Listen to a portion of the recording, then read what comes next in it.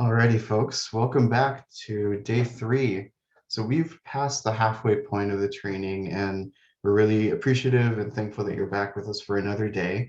And to start us out today, just wanted to make room for any kind of questions that you wanted to share, any kind of thoughts, comments that you want to elevate at this point.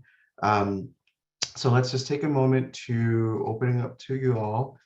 Feel free to come off mute and share any questions that you have, or chime in through the chat.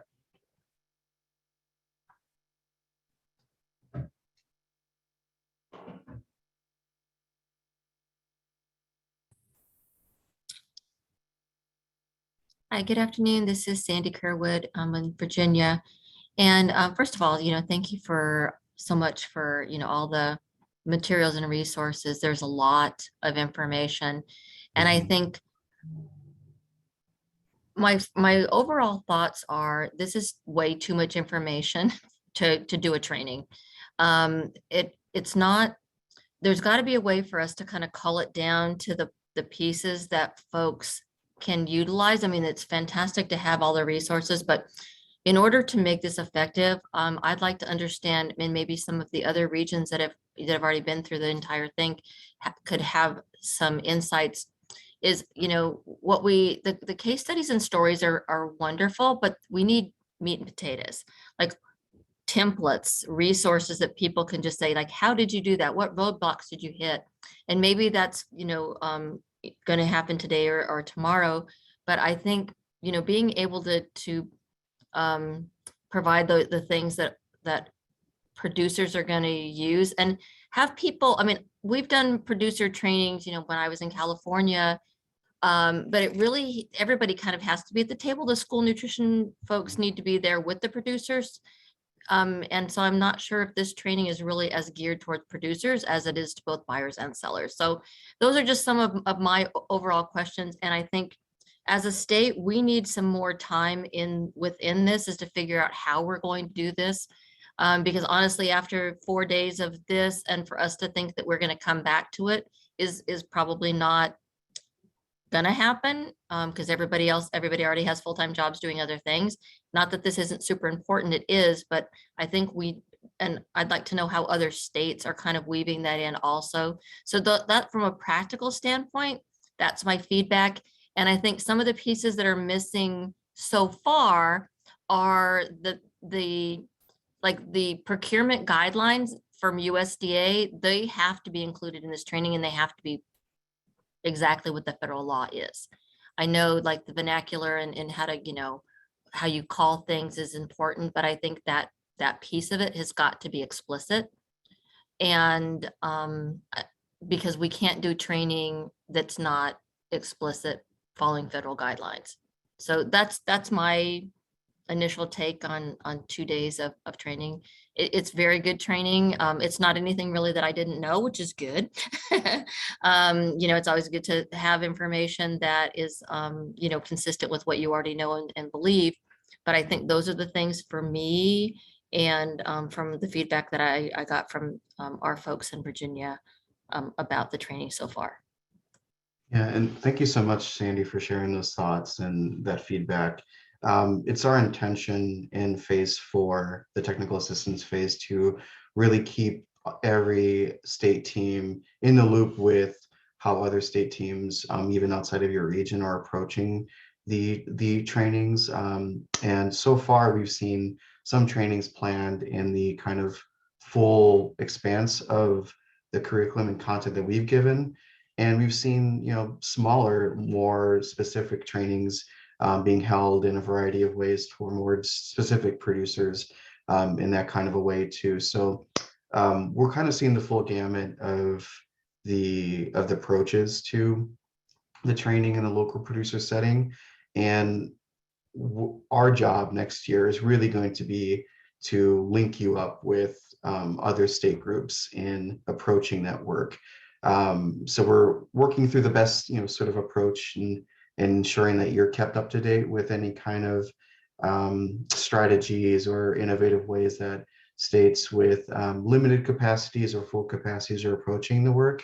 But we really want to make sure that you're getting as much information out of this whole project as you're able to.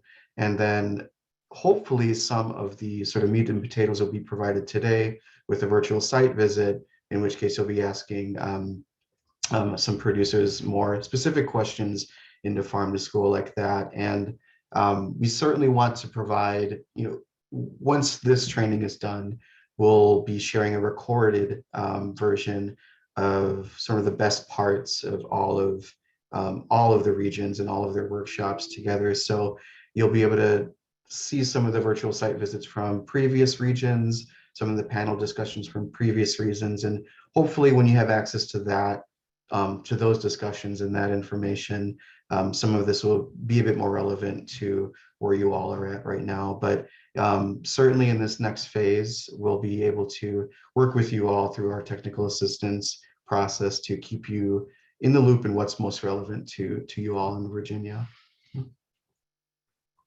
But thank you for that feedback. Okay, well, not seeing any other questions right now. So moving on to day 3, we're going to be taking a deeper dive into modules 3 and 4, and then wrapping up with our conclusion tomorrow. But in addition to that, we will be visited by some farm to school producers for our virtual site visit later today. And hopefully really spending some good productive time in our state breakout teams as well.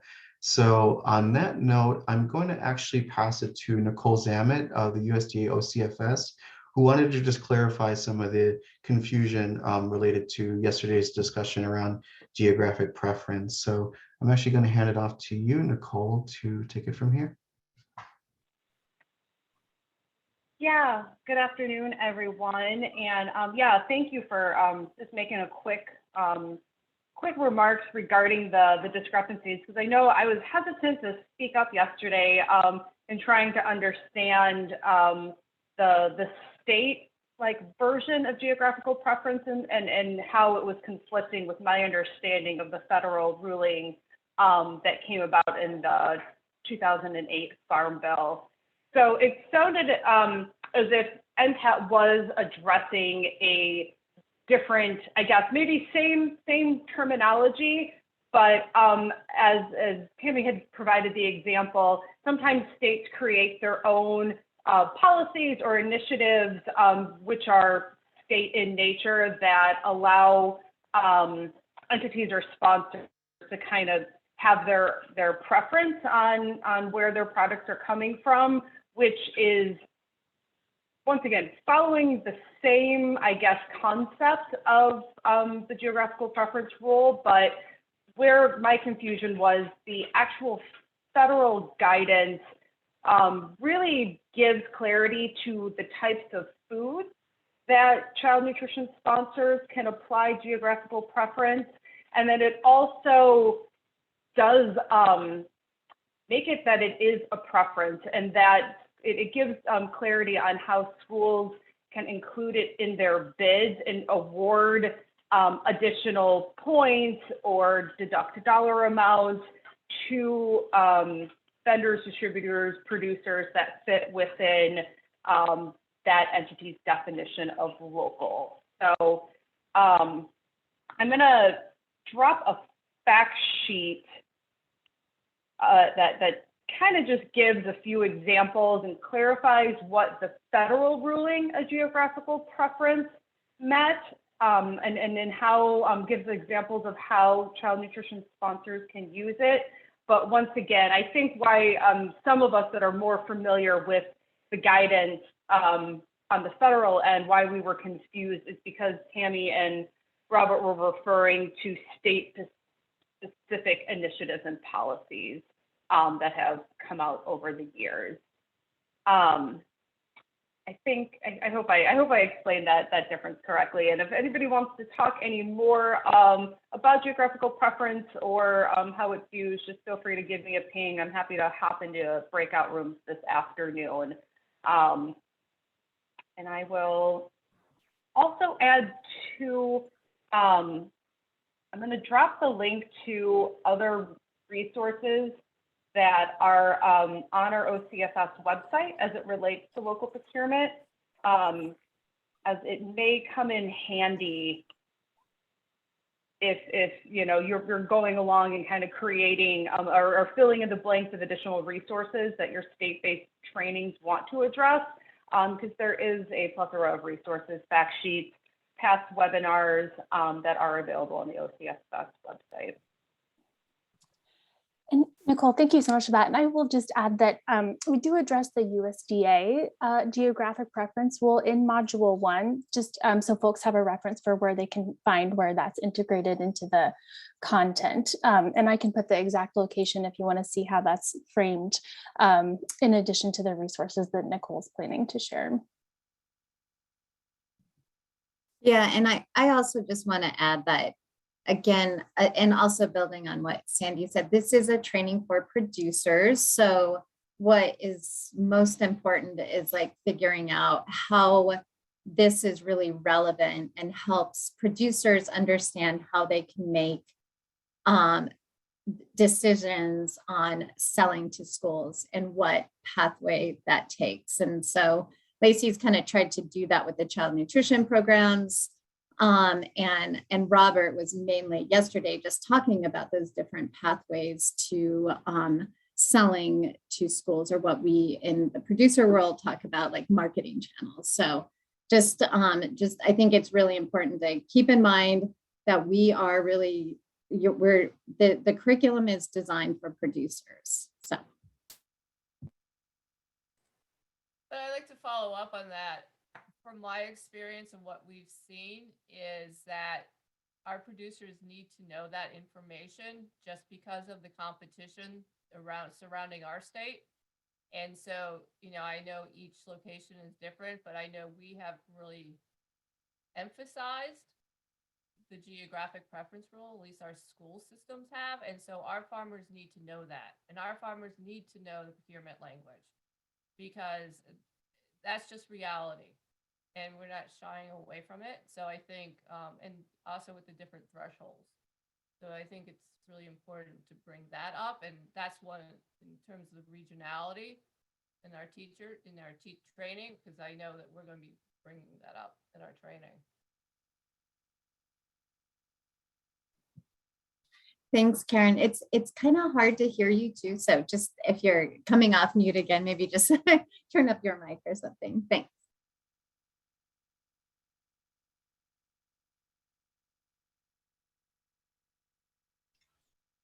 Well, thank you, Nicole, for that clarification, and thank you everyone else for adding your comments and feedback.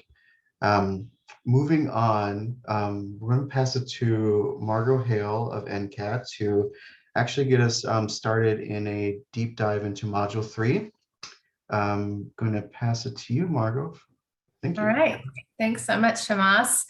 Good to be here with you all today. I'll go ahead and just give a quick introduction of myself before we dive into Module 3. I'm Margot Hale, and I'm NCAT's Southeast Regional Director based in Fayetteville, Arkansas. And as Tammy mentioned, this curriculum, you know, is designed for producers, and our staff here at NCAT and the National Farmer School Network team who worked on this curriculum. I was part of that team, and you know, my focus and our NCAT staff, we do lots of trainings for producers, and so that's kind of where our mindset is, and talking with producers and doing producer trainings. So really the content today is directly for producers. And as Tomas mentioned earlier, you know, over the next coming year, we're here to provide assistance to you as you're developing training specifically for producers. And so hopefully you'll pick up on some of the items in the modules 3 and 4 that you can say, oh yeah, this is exactly what the producers that I work with, this is what they need. My background's in livestock production. I'm a farmer, and I have worked in farm to school work here in Arkansas for over a decade, managed our food corps program here in Arkansas for a long time. So I've had a chance to get to work with schools and producers as they're getting their products into schools. And so I'm happy to bring that experience and share with you all today. Share my screen. Hopefully you guys can see that. All right. So in the previous module, you learned about how producers can think about and narrow down their marketing channels. So I know Robert covered that yesterday, thinking about, how their products can enter into schools. And this module will help producers have a better understanding of how their products fit onto the plate and to determine the type of product that is a good fit with their chosen school market channel. Module 3 also explores whether any product adaptation or processing will be needed, and how producers can go about getting that done. So just thinking about how producers can help meet the needs of school buyers.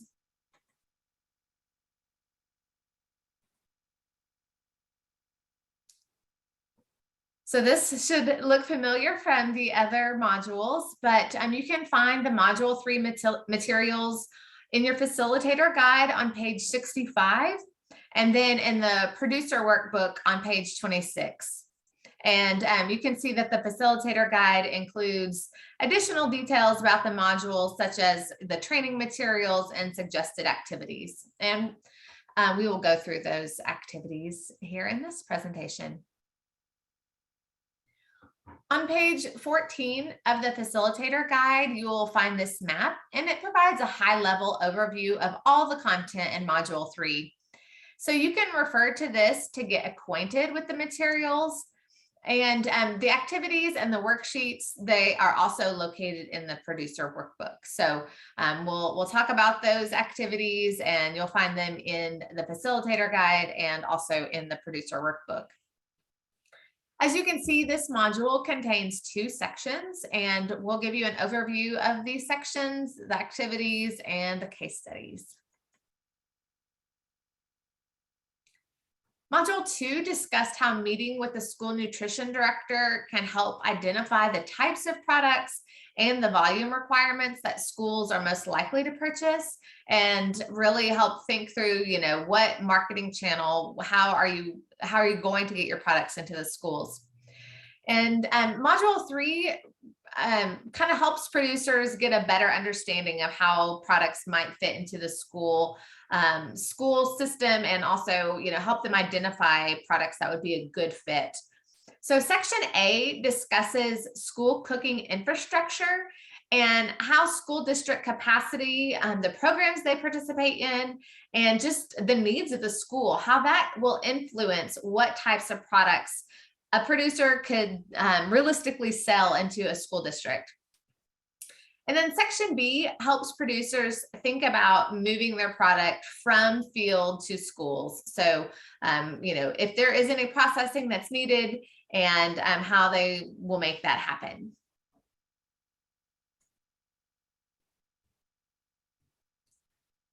The background information for module 3 can be found on page 65 and 66 of your facilitator guide.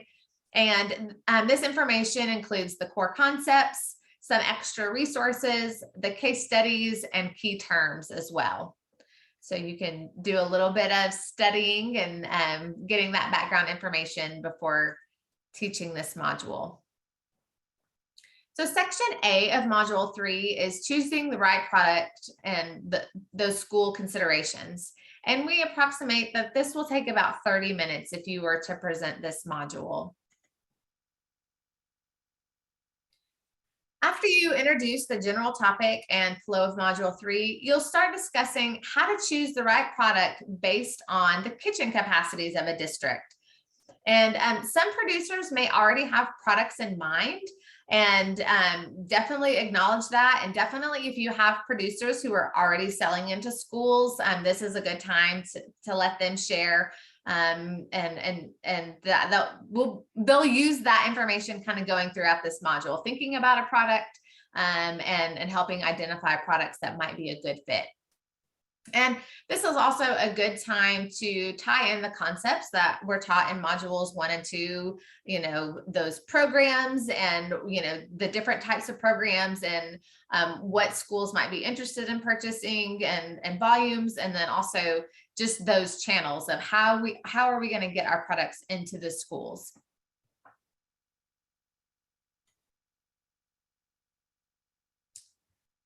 After you briefly discuss kitchen capacity and how to find a good product that fits based on that capacity, this slide shows producers how easy it is to look at a school district's menu and see if their product is a good fit. Advise producers that using a school menu is really useful because schools are going to typically prefer to directly substitute an item on their menu with a local version. And so there's menus in the presentation, there's menus in the producer workbook, but you can also provide examples from local schools or school districts. And so producers can get a sense of the types of food and products that their schools are serving and identify products that they're either already growing or something that they could easily grow. So just helping producers kind of, get their head around the types of food and products that are used in schools and how what they are growing can fit with that.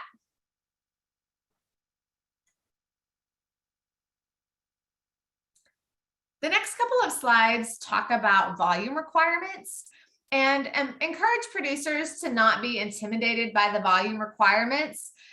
This is another one of those areas where it's helping farmers understand the language that schools are using, child nutrition directors are using, kind of like talking about those different programs and understanding bids and all of that. It's all helping them understand that language and translate what they know. They're harvesting pounds of carrots and how that might translate into servings and what a school is going to ask for or what a bid might put out there. So,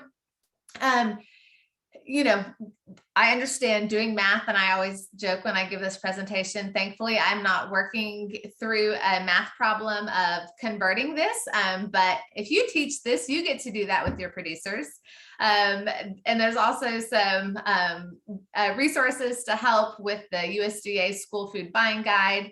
There's examples and obviously, child nutrition directors can help do this as well. And they have a good sense of their servings and how that can translate to help producers, understand those volume requirements. Also help them think through, they don't have to always provide food that will be a menu item.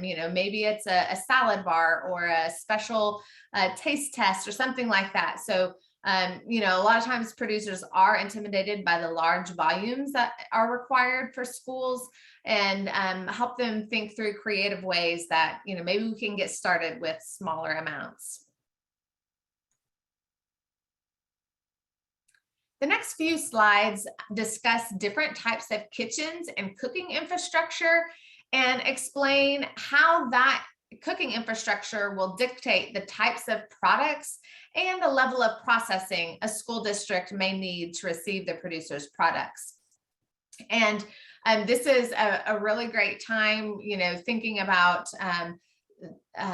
talking with local child nutrition directors and local schools to help your producers understand the types of cooking infrastructure that they, might be dealing with and how that really impacts, what a school can handle, if they're doing a lot of processing themselves, if they're cooking from scratch, or if they don't have very much school cooking infrastructure. Typically for, farm to school and getting local products into schools, salad bars have been a really great way for producers to kind of start that relationship, and, volume requirements aren't necessarily as high, and it's easy to swap things out and get, some local cucumbers on the salad bar. And I do want to note, obviously during COVID-19, we saw salad bars. Well, everything about school food changed for a while. I think things are kind of starting to go back to how they were before the pandemic. But, I know a lot of salad bars went away. And so, that of course impacted ways that producers can get their product into school. So it's probably different everywhere. I know in my daughter's middle school, they have a salad bar back. So just definitely want to, mention that in some places, schools might not have salad bars back yet.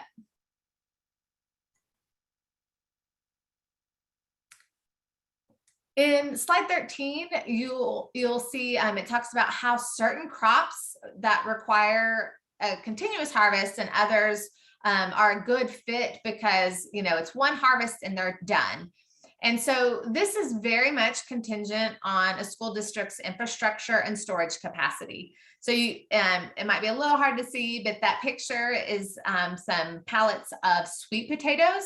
And so this is a great crop for producers because you harvest it once, and if you could deliver those, couple pallets of sweet potatoes to a school, but this only works if the school district, has a place to store all of those sweet potatoes and also have the capabilities of doing some processing and, however they are going to cook or integrate those sweet potatoes into their menu.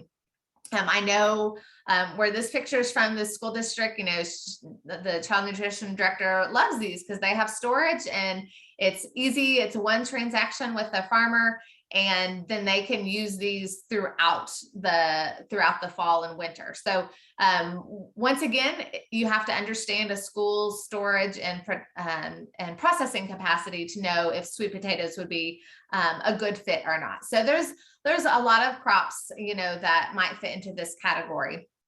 So let your producers be creative and think about some crops that might be a good fit like that.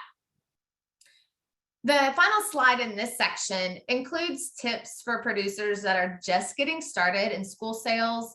And maybe their produce doesn't fit into a formal solicitation process. But once again, helping them think through some of the ways that they might be able to get their local food into schools. So whether it be taste test or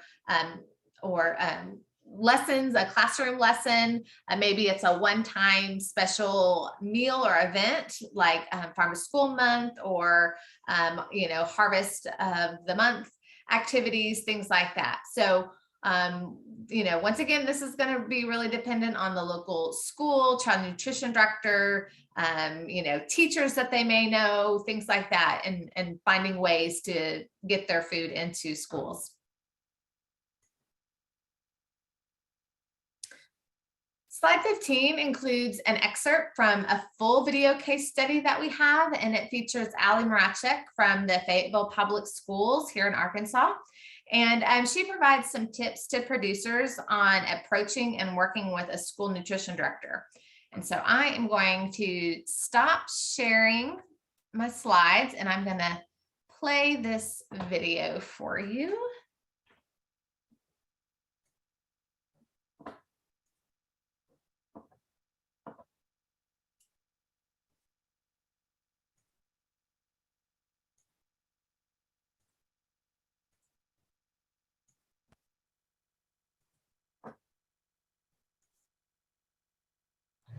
Yeah, well, I would say number one, bring samples. You will have, a lot more luck with the child nutrition director when you bring them something tasty to eat, and also so you can showcase how different the flavor might be, or bring some different varieties that maybe they've never seen before. They're used to seeing that from their brokers, so to kind of align with that would be great. Also, come to the conversation knowing what you need for your farm operation. Just so that they can plan accordingly and you can decide together whether it's a good market for your operation. Mm-hmm. So probably the quickest and most simple explanation for how we manage purchasing relationships with growers is through a bid process, and the type of bidding you do depends on how much you're likely going to buy from the grower, but we have early conversations and we are allowed to share previous pricing or current pricing with the grower so they can see if that pricing is going something similar might work for their business, and then they can decide whether they participate in our bidding, solicitation, all of that we're required to do. So you can have initial conversations about price before that happens. You can't tell them, the price to put down, but it's just, it's open information that anyone could request. And we primarily purchase directly from growers. We have a district warehouse that we can receive the items at, so the growers make one delivery, but we do very little local purchasing through a distributor or other sort of third party. It's direct from the producer.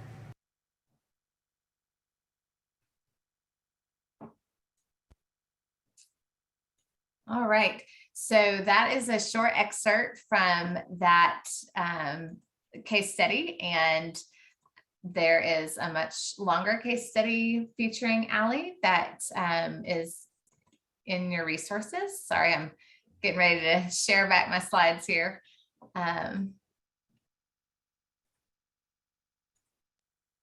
Okay, so definitely check that out. She has some great tips to help producers, kind of understand how, this is one example of how this school district does local purchasing, and a great, think through, and definitely if you have a local child nutrition director who's willing to share, that's even better.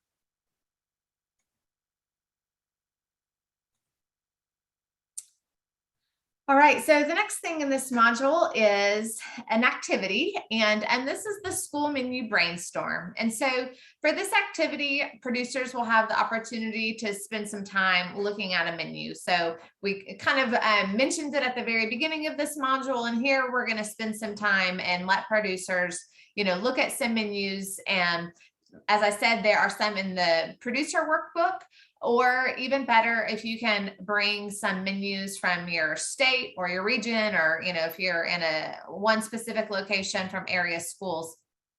So plan on having producers spend about 10 minutes brainstorming which products might be a good fit or a substitute for the menu items. And once again, remind producers it's best if you can find a product that they can just swap, directly across from, what they already have on the menu, and swap it with a local product. Or, they might have some other ideas of products that would be a good fit for schools. And so, spend some time looking at menus, and they can jot some ideas down. And, once again, if you already have producers who are selling into schools, this would be a great opportunity to have them share the products that have worked and the products that haven't worked.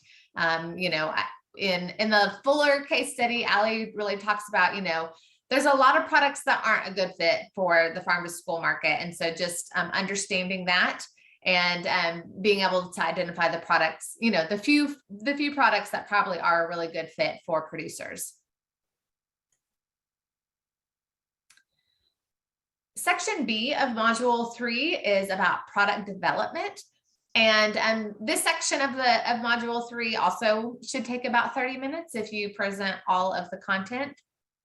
And Section B focuses on how producers can alter their products if needed to meet school cooking or processing limitations, or just to meet the basic needs discussed in the first section.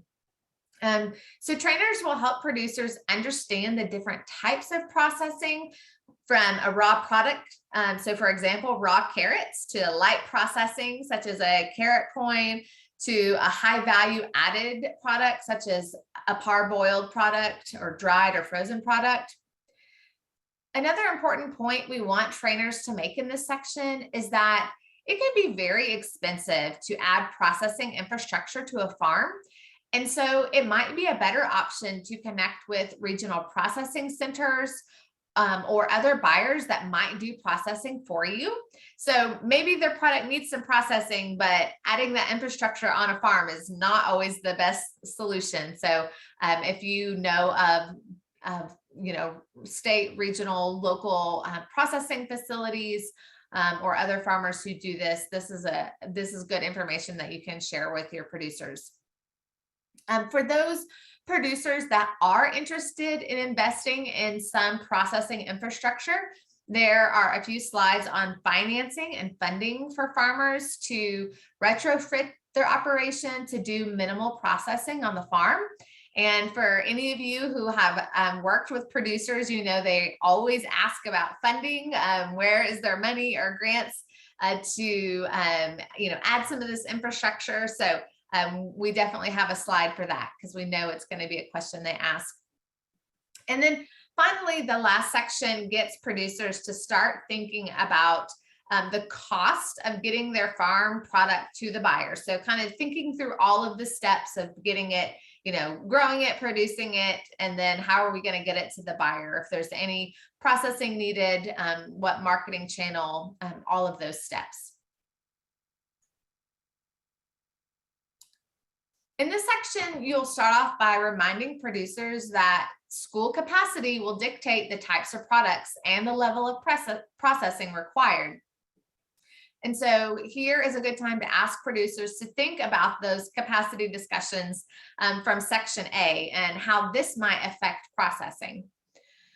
Slides 19 and 20 discuss light processing, mainly of fruits and vegetables, and what that level of processing means exactly.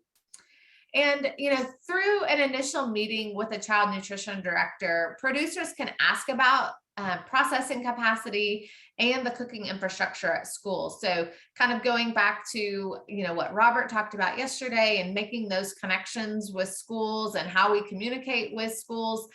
There's a lot of information that's really important for a producer to know, to understand what types of products would be a good fit, what types of products a school would even be interested or able to buy locally from them. So all important things for each individual, producer to learn. And I know you all know this, but farm to school, local procurement looks different in every school.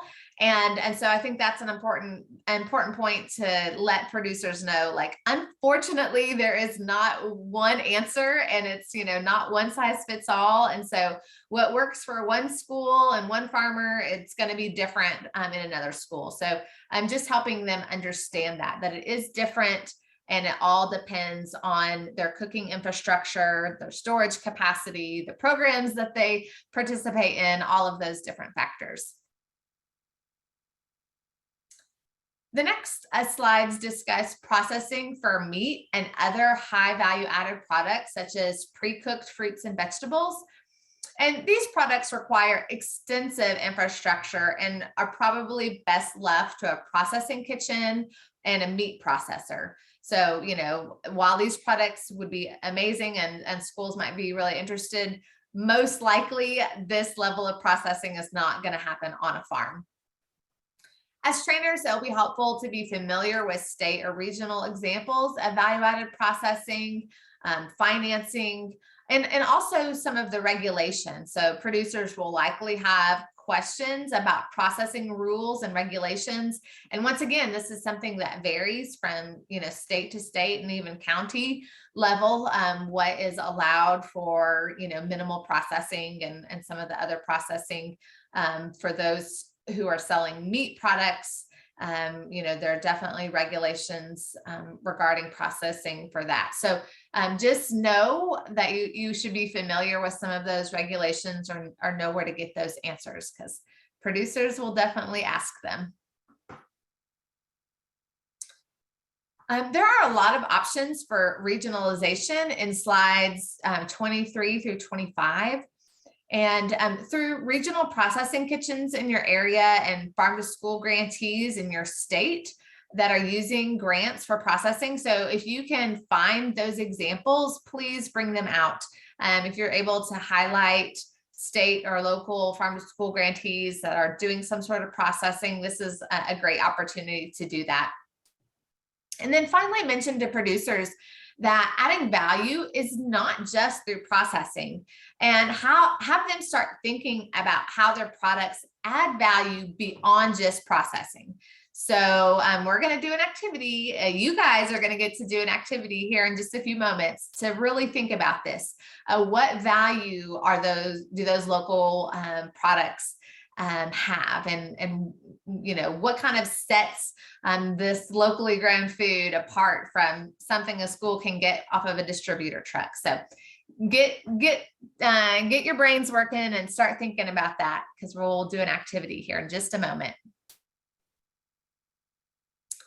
So here is another case study, and I'm not going to show you a clip of this, but this is a case study video from Glenn Holmes, and he talks about timing, and it kind of goes into the capacity discussion of, you know, do your schools have storage capacity, and are there other places beyond the school that you might be able to work with to have some storage capacity? Because we know timing with you know, when food is grown and when kids are in school, it does not add up all of the time. And so that can be another challenge to local procurement. And so I'm thinking through some of those options.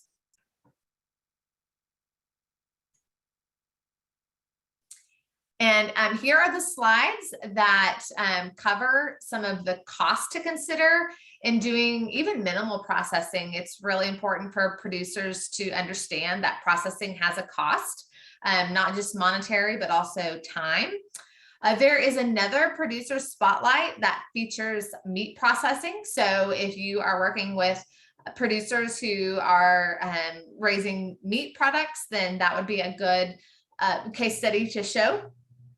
And you can pick and choose, you know, which spotlight you use based on your producer audience. And I'll show some of the other case studies and spotlights that we have here in a moment. And then finally, slide 30 features a list of potential grant and low interest loan funds for investing in infrastructure and processing capacity on a producer's farm. So, you know, like I said, producers are going to ask you about how they can fund any processing or any of this infrastructure. And do note that this information is also available in the producers workbook in the digging deeper section. So the producers will have that information. And if you know of any state or local programs that are available for producers for adding any infrastructure on their farm or value-added processing, you know, please bring that to their attention. Once again, that varies so much from state to state. And I know some states do have programs available. Here are a couple of other producer spotlight videos. Once again, you can pick and choose which ones you want to play, or play all of them. Just depends on your audience. There's a beef to school spotlight, and then another one, a noodle company, and some grains. So once again, you know, figure out what would meet the needs of your audience, and use these spotlights to highlight those relevant enterprises. Okay, so the next applied activity is to give a values pitch to your neighbor. So remember a few slides ago, I talked about how their local products have value beyond, you know, beyond doing any sort of value-added processing. There are some other values that they can bring to the table. So if you're working with a group of producers, you'll have the producers turn to their neighbor and give a values pitch. So what sets their product apart from a wholesale distributor? We're going to kind of do this activity, and so we're going to break you up into groups, small groups here, and you're going to give each other your values pitch. So think about what your producers might say. What value does their local product bring to a school? So what makes their product better than the rest? You know, why should a school want to buy local product directly from a farmer as opposed to getting something off of their distributor truck? So I'm going to stop sharing my screen here, and Carlos, I think, has everybody ready to send you into some small groups.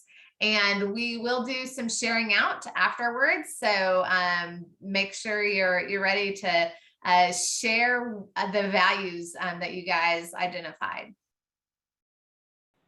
I think everybody has joined us back from their breakout sessions. So does anybody want to share their values pitch? Tracy and I were in room 7 together, and I really enjoyed getting to talk to him. So he has tried a couple different things with his family farm for eggs. They didn't really process them themselves, so maybe that's something, I guess, Tracy, I'll tell you right now, maybe like we could figure out a facility to boil those eggs for them, because they're talking about sending raw eggs and turning them into boiled eggs for their salad bar. And they've tried drying and packaging products, and that didn't get much success, but that could get my wheels turning for other ideas. For my product, I was thinking about purees, because that has come up a lot for us personally, talking about early childhood care centers and also senior services, which is across the street from our facility here, have also talked about the need for ready to eat food for seniors. So I was pitching some sort of pureed product, which would be ready to eat for those people. So those were the products we were talking about. Very cool. Some good brainstorming there. Anybody else have any values that they shared that they think their farmers might share? Or I'll go. I got a processing. Thanks. I was trying to think outside the box, because we had, all the basic, we picked strawberries, and we did, they're locally grown, fresh from the farm, all the typical. Mm-hmm. Then my outside the box was to do a farm to school fundraiser, where the kids go on the farm, pick the strawberries, and then a portion of it can go back to the school. Mm-hmm. So just like, how they do them for the restaurants or whatever. I thought that'd be a good promotion for the farm, and the school would have incentive to buy the strawberries. Yeah, very good. I like that out of the box thinking, and I love those healthy fundraisers. And yes, you're, like you said, the kind of the typical answer of locally produced, fresh, healthy. Those are all things that local producers can bring to the table there. Anybody else have anything they want to share? This is Amber. One thing we talked about was flavor. So I think somebody already mentioned about the strawberries, but like just the, comparing that to like a store-bought or a big, like the batch you typically get that are full of the bromide, whatever it is that they have to fumigate with, compared to like a fresh strawberry that just melts in your mouth. So I just did want to comment. We do need to be careful when we say things like it's healthier, it's safer, because we can't really make that claim. And I think that's a claim we'll often hear about the local food, organic food, and this isn't pro or anti-organic. It's just, I think we do need to be careful on that and use some of these other qualities that are better, Yeah, thank you. And you're right. There's nothing better than a fresh strawberry. I can taste it now. All right. Anybody else have anything they want to share? This is Lamont. I'm not sure which group I was in, but I kind of pitched 2 ideas. One was advertisement. Just as those fresh vegetables are coming to the school, that would be kind of a marketing vehicle to the parents, letting them know that, hey, these vegetables come from Sam's farm, and they're, what's sold every Saturday. You can get those there. That was 1. 2, reminding the farmer that his number 2s could be an outlet to the schools, because everyone want number 1s. We're doing production. Number 2s, we can take those misshaped fruits and use those in fruits and vegetables. And lastly, I think the most important thing that a farmer will want to hear is, when am I going to get paid? So I would really assure that farmer that the billing cycle, or the cycle of that, invoice to check back to him, is a secure, safe, and quick process. And I think he would hear that more than anything that I say. Yes, very important. So Margo, one other thing on a little bit different spin on value add is, farmer in the classroom, or, offering that up as a value on your RFP. So you can give points for those additional services that are very valuable but less tangible. So Yeah. that might, whether you call it marketing, like Lamont called it, or whether you call it education, it's really the same thing depending on your perspective, but it adds a lot of value to the product, putting a farmer face. Yes, absolutely. Having those farmers come visit. I mean, I've seen farmers come into cafeterias and be treated like rock stars, and kids want their autograph and their picture with them. And so that's a great value. Or being able to offer a field trip, or, come in and teach a lesson or share about their production. There's a lot of ways that you can make those connections. And absolutely, that is a huge value that a local farmer can bring to a school. All right. Anybody have anything else before we move on? These are all really great.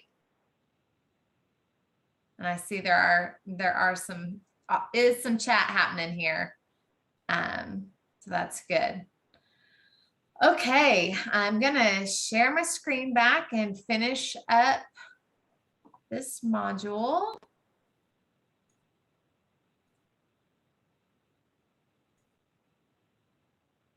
Okay, so the next couple of slides help producers think about pricing. And, like Lamont just said, the producers are gonna wanna know what they're gonna get paid and when they're gonna get paid. And so module 4 really goes into more depth about helping producers understand their cost of production and pricing. So it just kind of introduces the topic here in module 3. And once again, this is a great time for producers to understand that there are many products that are a good fit for schools, but then there are a lot of products that probably aren't a good fit for schools. Typically, products that have a lower production cost are going to be a better fit, but not always. So helping producers kind of understand that, and then talking a little bit about their cost of production. And as I said, there's a deeper dive into this in module 4. So you're going to hear more about that in a few moments from Andy. The final activity in module 3 is modeled after the Washington Department of Agriculture product planning chart. And this is on page 32 of the producer workbook. And so this worksheet prompts producers to think about moving their product to the school. So, helping meet the need of the school. What is the need of the school? What product do we have? And then, are there any steps we need to take to do any processing, or how are we going to move the product to the school to help meet the buyer's needs? So that's what this worksheet is. Once again, we have some additional case studies here. Please, use there's written case studies and there's videos. You can find all of this on the website that has all of our case studies posted on it. Figure out the case studies that would be helpful to you. And then, as I've said many times, if you have local examples or local farmers who would share directly, or child nutrition directors, or whatever it may be, hearing from those people directly is going to be really helpful. Producers will have lots of questions, and there's nothing better than to ask those of people who've done this. Finally, the action planning check-in is for trainers to review and ask producers to reflect on these essential questions. And module 3, you can find the check-in questions on page 55 of the Facilitator guide. And so these essential questions for this module are, have they identified the product or set of products that would work for school sales? Do the products need to be processed in any way? And if so, how is that going to happen? And then finally, ensure that producers understand how to find the tools to understand their cost of production. And this is going to be covered more in depth in the following section, but just so they can start thinking about it. And all throughout this module, there are really lots of great opportunities for regionalization and to make these modules and these presentations really relevant to you, your farmers, your state or your local area. And so, we talked about using local menus, having examples from local schools. If you know the storage and cooking capacity of your local schools, being able to share that would be really helpful. And then think about the farm to school grantees in your region and elevate the work that they're doing. Have them be featured on panels or doing some other sort of case study or presentation. Just once again, finding ways to make this relevant to your producers and helping producers learn from other producers. Because that's really valuable. Okay, so that's all there is for Module 3. I'll stop sharing, and if there are any questions, I can take those. Definitely reach out to me if you have any questions. And I believe Lacey has something she'd like to discuss. Yeah, thanks, Margot. I was just going to go back to Neith's question earlier, but we'll leave a minute though if other folks have questions on Module 3 before we go back to that question.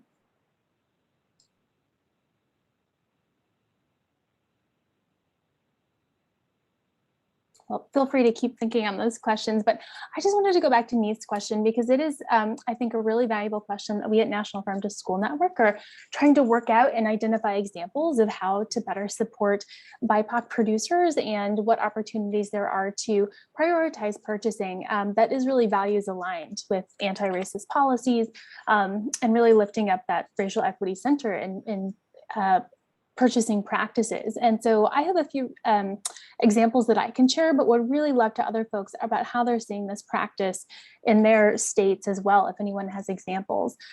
So the first example I can share is from Minneapolis Public Schools. And within their RFP program, I will put the example here in the chat box, is they do have a specific component of their RFP criteria around prioritizing equity and diversity. And so you can see that way that they've languaged that within their priority. The other resource I'll share is the Good Food Purchasing home resources that has a lot of great examples and information about language that prioritizes those, what they call their elements of good food. And so I'll share that as a resource as well.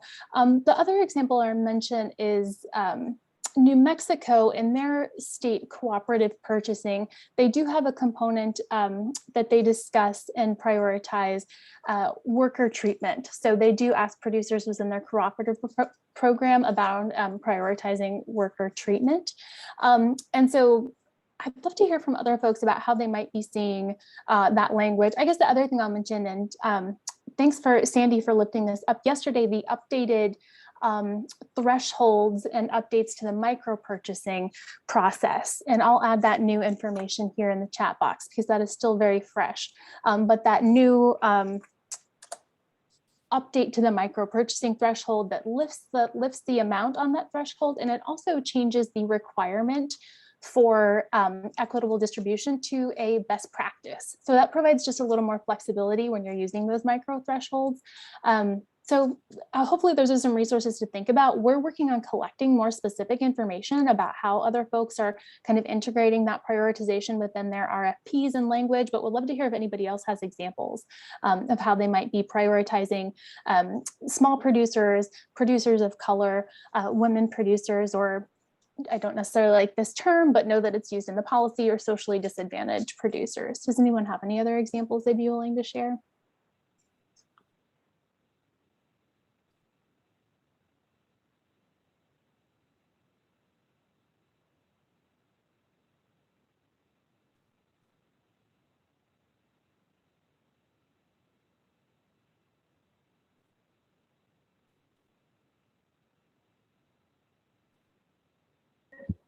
I have a comment. It's related to the equity message in terms of the level of, there's multiple areas that farmers need to know to be able to sell through the school markets. For example, the capacity on their production is an area, the volume of production, but also we have, in the case of Puerto Rico, we have a lot of small, very, very small farmers. So the agriculture department did not acknowledge them as farmers because they need to have a capacity on production. So in terms of when you have different levels of farmers, how you can classify them to explain how valuable are their services to the school markets and other markets, but we need to classify them because they think that they cannot reach the level of production that other farmers have. Thanks for lifting that up, Marcellus.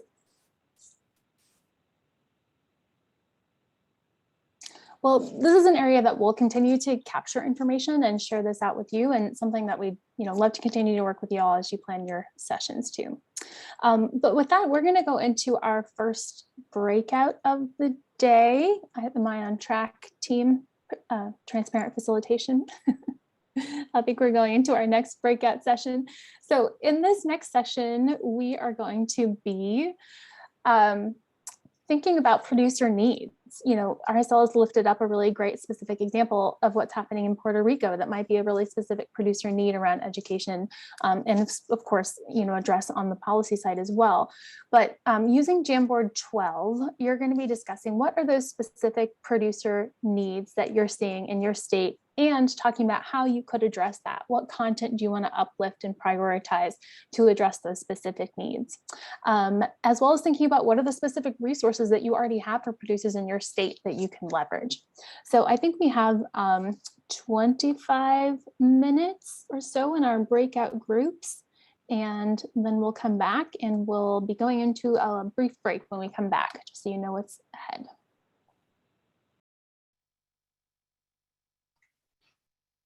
All right, welcome back, everyone.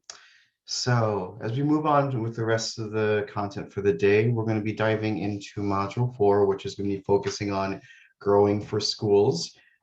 Leading that discussion will be Andy Pressman, who's the Northeast Regional Office Director with the National Center for Appropriate Technology.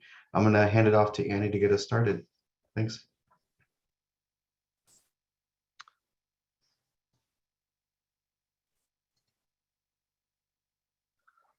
All right. Thank you, Tomas, and hello, everyone. It's great to be with you today, and I hope you're enjoying the training so far.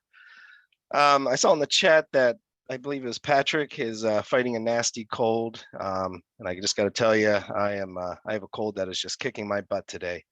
So if I start to trail off or I'm hard to understand, please unmute yourselves and holler at me. But as Tomas mentioned, my name is Andy Pressman, and I am NCAT's Northeast Regional Director. And I'm located in New Hampshire, although I have to say that I spent several years farming in the Mid-Atlantic region where I met my wife, and we spent a good chunk of time in that region. So it's great to see a lot of the conversation and comments regarding what's happening in the Mid-Atlantic, and just bringing back some great memories. So I have the pleasure of introducing you all to Module 4 of the curriculum, which is geared towards producers. And this module focuses on the planning and production aspects of selling to schools, which, as you know, is critical for success and in managing through challenges as we've seen with the pandemic. And much of my work with NCAT involves helping producers evaluate and plan for scaling up production in order to sell to schools and other direct and non-direct to consumer markets. So I work with producers on whole farm planning, which was introduced to you all on Monday, as well as production planning and understanding the relationships between farm equipment and infrastructure and current and future scales of production. This is all part of the foundation for Module 4. And I have to warn you, in hearing some of the comments early on when we got started today about sort of a lot of the content over the past few days and how much there is, this is a big module. And as we start to dive into it, keep in mind that several of the topics or sections included in this module may work better for you and your producers being taught as standalone trainings.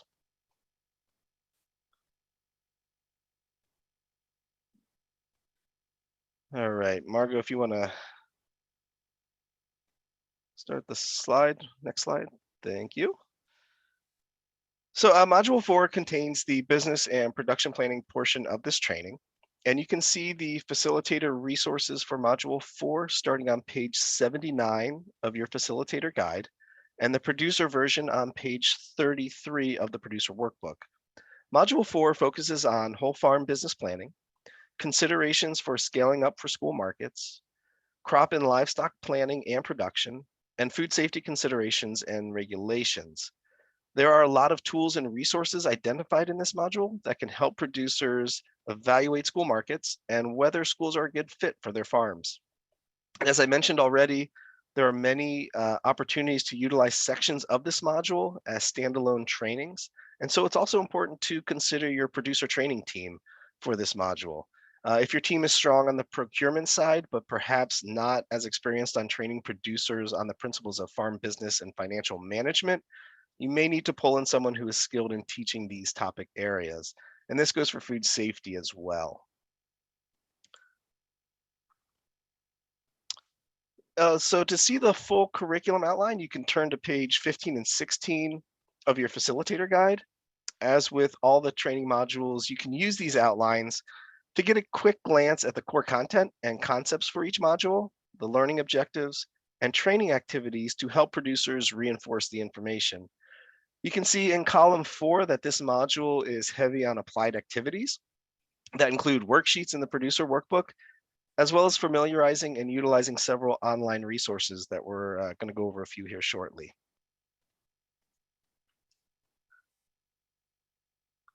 Okay, so the learning objectives for Module 4 are listed on your screen. We want farmers to understand and assess their capacity for school sales. We want to further explore price point and the return on investment related to selling to schools. And we want them to understand some of the infrastructure that might be required for certain school districts and to understand how to plan and move the product from the field to the cafeteria.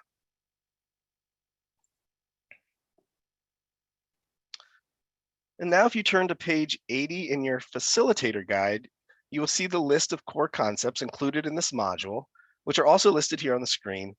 The core concepts align with the producer learning objectives, and they include business, financial, and production planning, as well as food safety, all through the filter of school sales. So there are a lot of resources on production planning and enterprise analysis, and we encourage you to look at these and perhaps find state-specific resources if available. The resources that we've included are embedded links in Appendix A, which are on page 109 for Module 4, as well as on page 80 of the Facilitator Guide.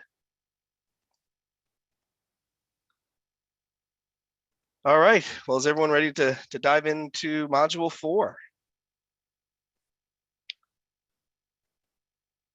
Let's do it. All right, so Section A kicks things off here. It's the Business Planning for School Sales section. And it is intended to help producers understand if selling to schools is a good choice for their farm business and their family and farm goals.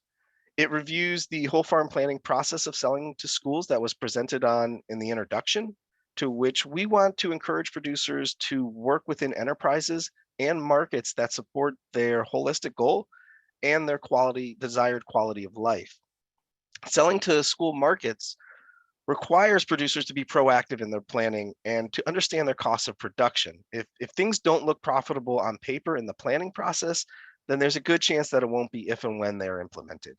And so we'll be reviewing a few tools to assist producers in this decision-making process throughout Module 4.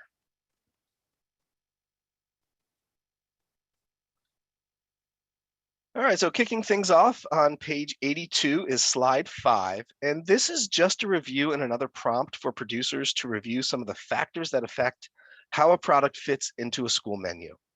It's also to help gauge if their goals still align with this based on what they've learned so far in the training. This includes things like evaluating price points, different types of marketing channels, and whether school markets work well for a producer's personality, their interest, business mission, and their current and future systems of production.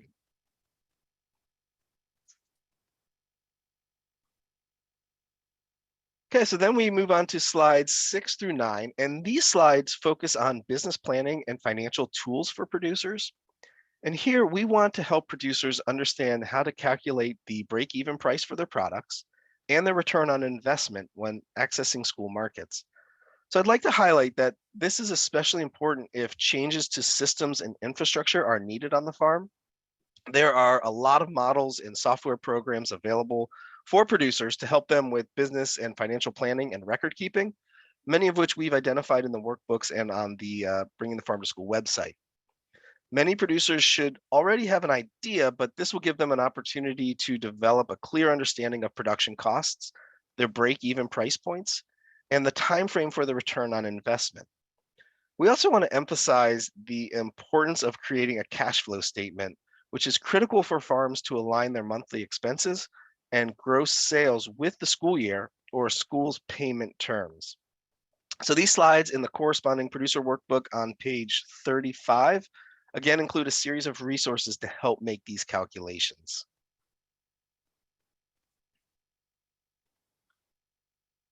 Okay, then moving on to slide 10, this includes one of our case studies, and this one is with Katrina Becker of Cattail Organics, which is located in Wisconsin. And this is an excerpt from a podcast, and while it's not the greatest audio quality, I really love that Katrina shares some great insight into price point.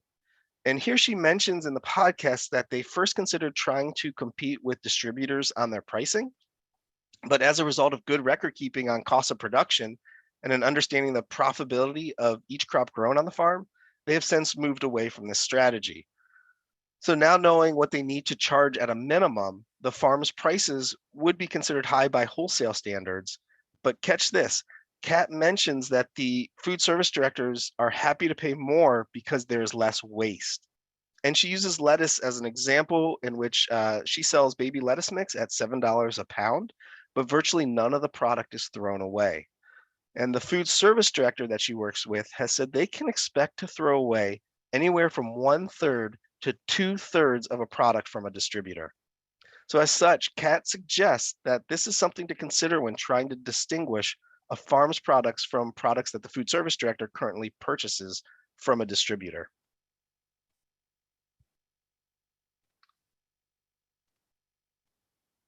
Okay, then we have an applied activity, and this activity should take about 15 to 20 minutes. And here, we want producers to work in groups with similar enterprises to use some of the tools linked in the presentation to help find their cost of production and break-even price for specific enterprises. So keep in mind that scale of production plays a vital role in figuring out cost of production and in meeting a school's volume requirements. And so this is very, I would say, back of the envelope calculations.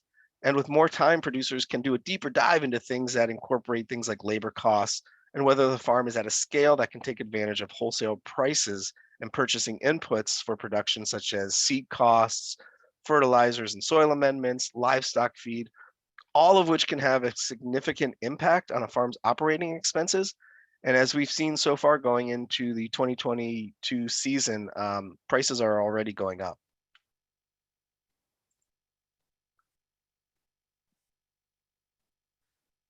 Okay, so on your screen, this is how the worksheet looks in the producer workbook on page 36. And as I just mentioned, we're focused on things like fixed and variable costs.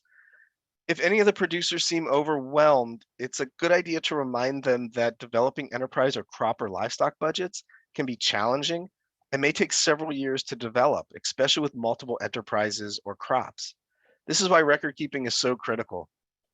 Also, in regards to planning costs, I want to mention that there are always unexpected costs that are usually not considered in developing an operating budget. So I encourage you all to help point this out and that these costs should be included in an overall operating budget. And so I've worked with farmers who include this as a contingency line item, which is a percentage of the overall operating costs. And I don't want to shock you all, but in my experience, 20% of the overall operating budget seems to be a good metric to use. But I've also worked with producers who, instead of adding a percentage to the overall operating budget, will take a certain percentage of a piece of machinery or equipment and add that percentage to the budget. So for example, if they're purchasing a greenhouse or a tractor, they may take 10% of that purchasing price and add it to their yearly operating costs to cover any routine maintenance and upkeep throughout the season.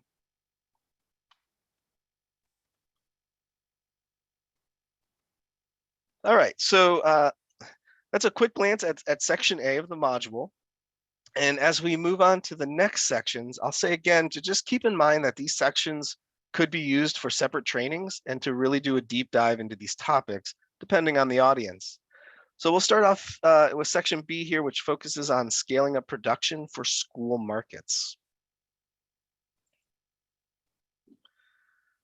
And with section B, we have slides 13 and 14. And here we discuss how different market channels will affect the scale needed to meet the demand of the market, and how important it is to ensure the farm is solid in its production skills before scaling up to sell to schools. And one way to do this is by evaluating and identifying the weakest link that is preventing the farm from succeeding or managing towards its goal. This is an opportunity to really look into the root of a problem. So most often when we think about the farm goal, it's a financial goal that the farm is targeting and managing towards. But through whole farm planning, farmers can identify other goals to manage towards.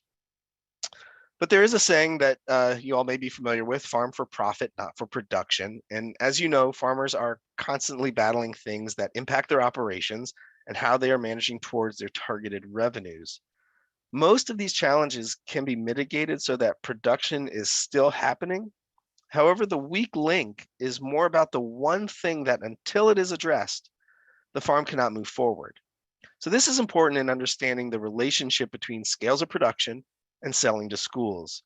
So we're going to discuss this a bit more in a few minutes as we have an applied activity at the end of this section that is designed to help producers evaluate their weak link.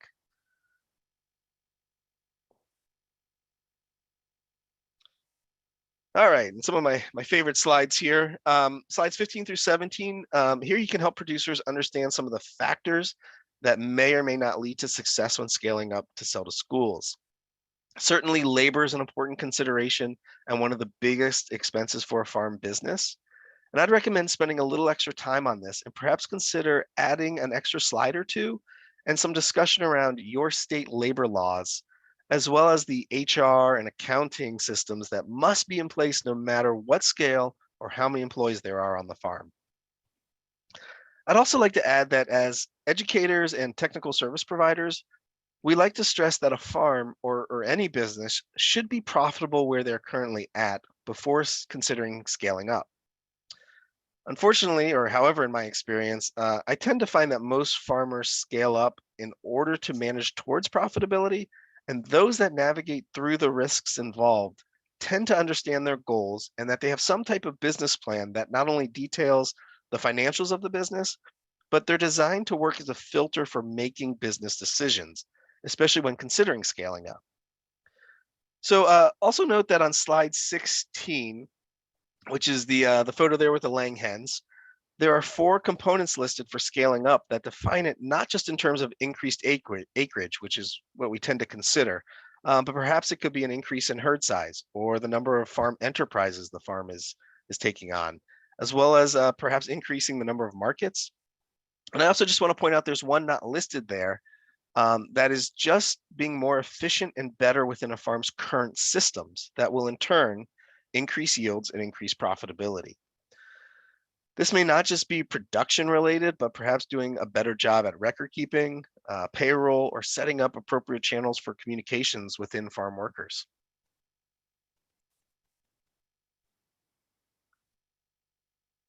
All right, and then we have slides 18 through 20, and these focus on school-specific considerations for scaling up, including school requirements for consistency and quality, and in how items are prepared, packaged, and labeled.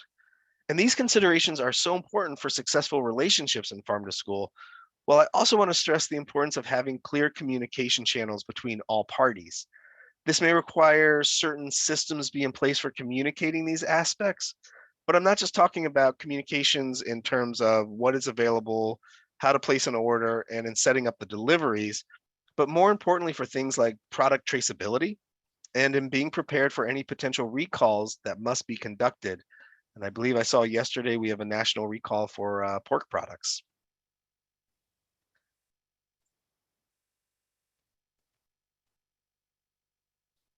All right, and then we have slides 21 through 22, and these slides focus on the risk of scaling up, including managing federal food safety requirements if the farmers move beyond the allowed exemptions and in meeting school liability insurance requirements.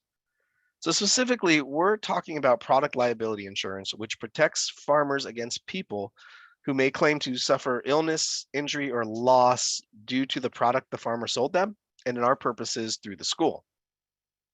Schools generally require that farmers carry product liability insurance, and it's usually between the range of $1 to $5 million, costing the farmer on average about $500 to $1,500 a year, respectively. I would also add that risk management should be included in the farm's business plan, and this is a proactive approach versus being reactive when certain issues arise. Other components that could be considered under risk management in a business plan may include dealing with extreme weather events and the impacts they may have on yields, as well as what happens to the farm in the case that it doesn't survive. And the latter is directly related to the type of business the farm is structured under, such as a sole proprietorship, an LLC, a nonprofit, and so on.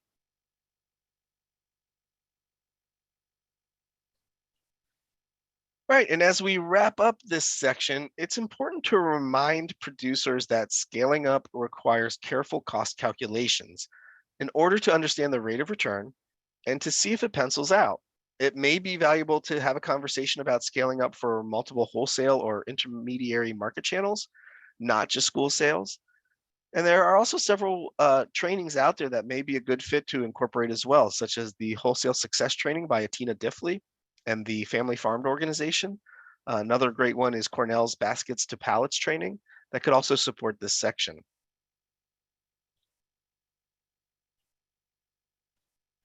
All right, so getting back to the weakest link here in the applied activity for this section, which is worksheet 4B on page 39 of the producer workbook.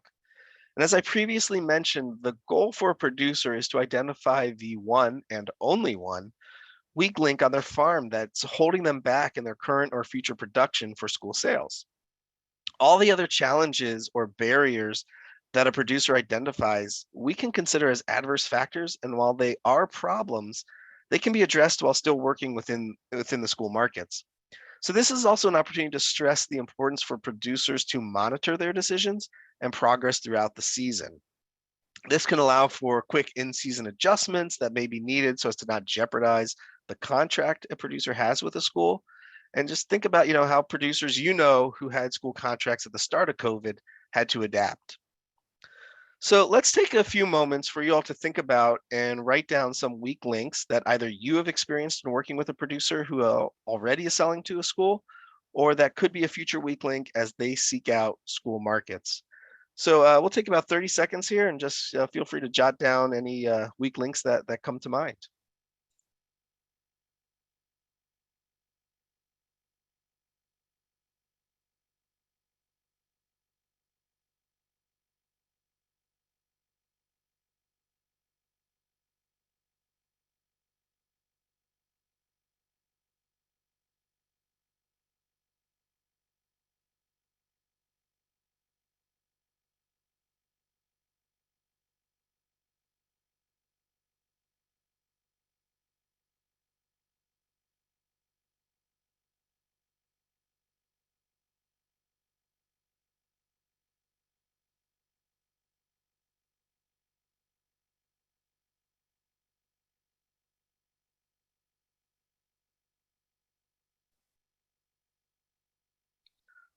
All right, well, I see a few folks have put some weak links in the chat, so I would say continue to put them in the chat, or if you'd like to unmute yourselves and feel free to do that and share.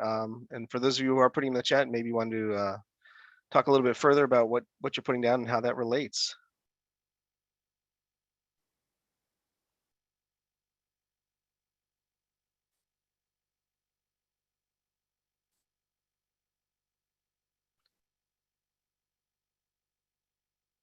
You see, we have transportation, handling requirements, lack of labor, equipment, lack of expanding their land capacity, another one for labor costs. Anyone else want to share or unmute themselves?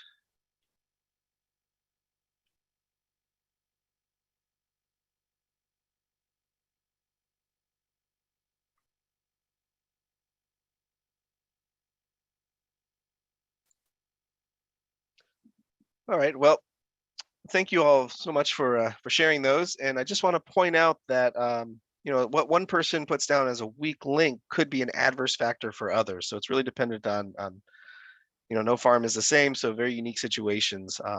So yeah, thank you. All right, so continuing on, we're now on to section C of module 4. And this section focuses on crop planning, and obviously it should be used if you have an audience comprised of crop producers. The next section, section D, is geared towards livestock producers. And we encourage you to pick and choose these parts of the curriculum based on the types of producers who are at your trainings. If you have a composition of both, perhaps consider breaking out into groups by enterprise type, which could really help strengthen peer-to-peer learning.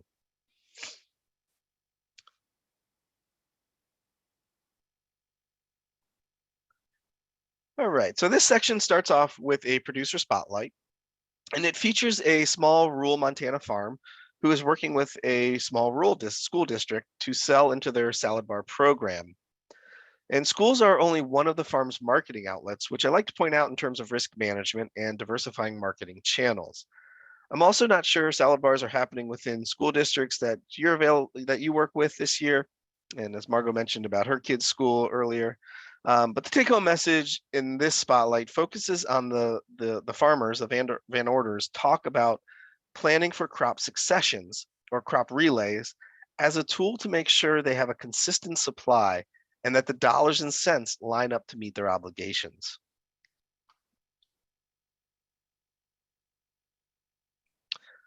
Okay, and then we have slides 27 through 29.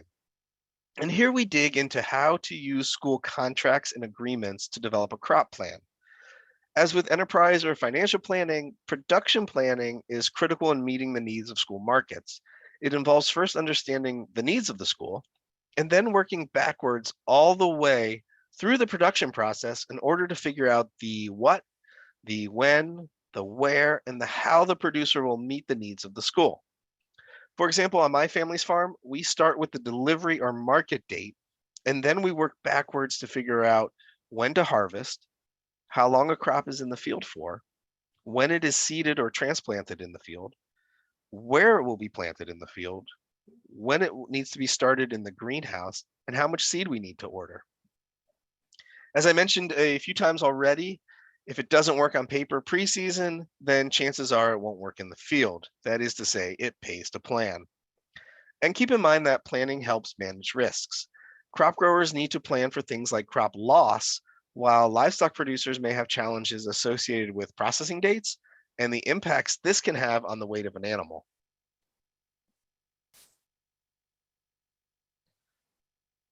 All right, so now we're going to look at a few crop planning tools.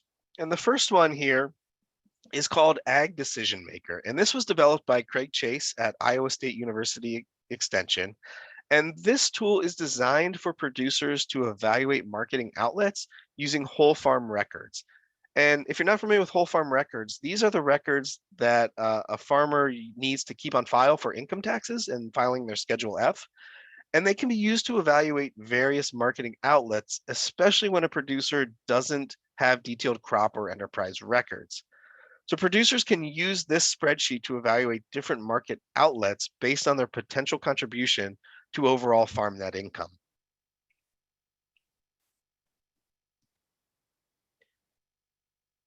All right, and the next tool we want to showcase is from Johnny Selected Seeds up in Maine. And this is on their website, which has a great growers library that is filled with several resources for crop planning. And this is all under a tab called Planning Tools and Calculations. And they include calculators for things like seed starting and transplanting dates, succession planting, and harvest dates. And keep in mind that harvest dates are the starting point for crop planning, and then working backwards to planting and seed starting. So I think we're going to bring up the calculator for you all.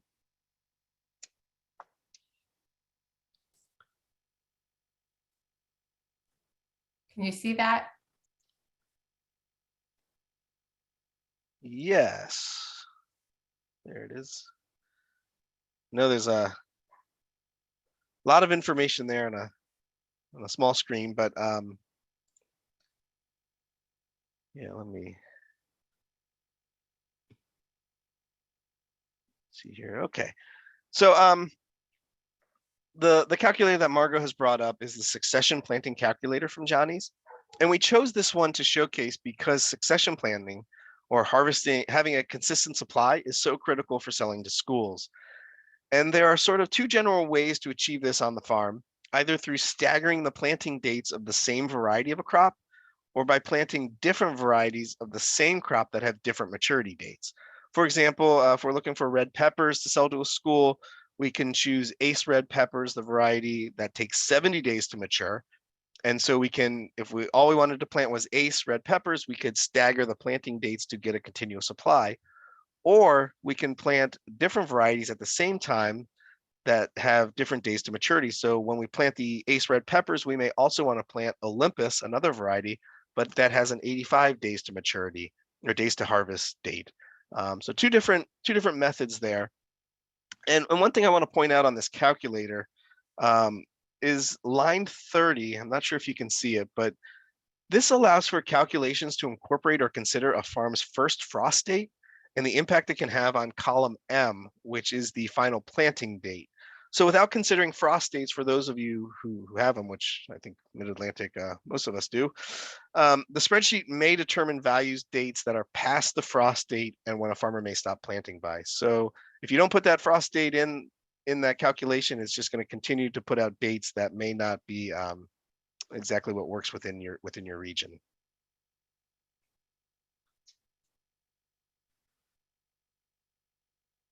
All right.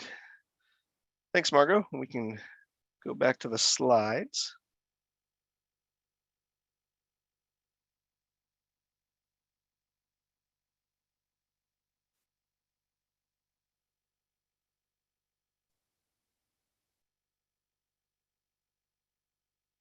Okay. So then we have section C, the applied activity, which concludes this section, and it's an activity based on crop planning. And it starts with a bid sheet exercise that is then used to complete a crop plan for one crop. And it gives an example of using carrots that starts with the production goal, which would be based off the quantity a school needs for the product, and then shows the process of working backwards, as I've mentioned, to figure out how much to plant and how much space is required in the field.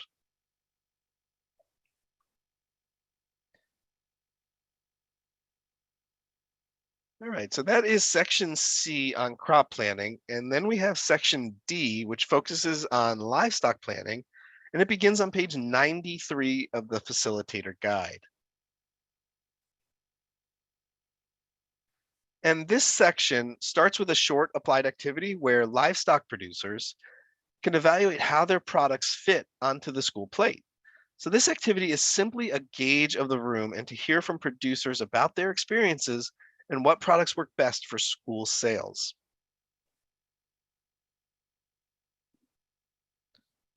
And then diving into this section on slides 33 through 37, here we have livestock producers. We want them to focus on school menus and in determining portion sizes for their protein products. The key concepts here focus on versatility and costs. And as Margot talked about in Module 3, a school's capacity and needs will dictate how much and in what form the livestock product will take. For example, does the school have freezer storage? Then we want producers to think about production planning and to have you folks share some tools for determining production capacity and profitability. One thing to note is that livestock producers will tell you how important it is to have several months to a year's advance notice of the quantity required to sell to schools. This is really critical for scheduling processing dates, which are set far in advance and that are continuing to be a barrier all throughout the country.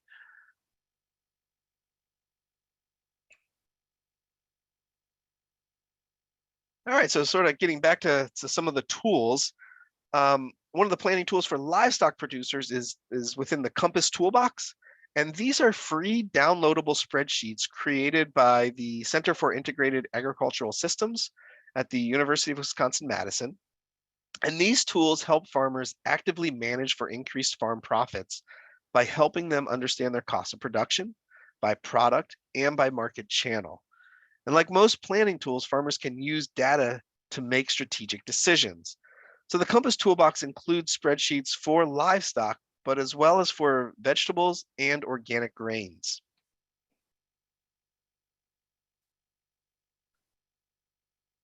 And the final slide in this section touches on egg production. And this is a topic you may want to expand on depending upon the interests of the producer audience. I know some of you had shared with us earlier today about the opportunity to sell eggs to a school and boiling them. So this is also a great opportunity to consider using examples of local eggs in schools that you can elevate from your state. And my understanding is that many schools use liquid eggs or processed egg products. So the transition to buying fresh local eggs can be challenging for a school. From a producer aspect, adding eggs to an existing farm may not be too hard to implement, and it can provide an additional profit stream, assuming a producer can get their expenses, primarily feed costs, low enough to meet the school's price point.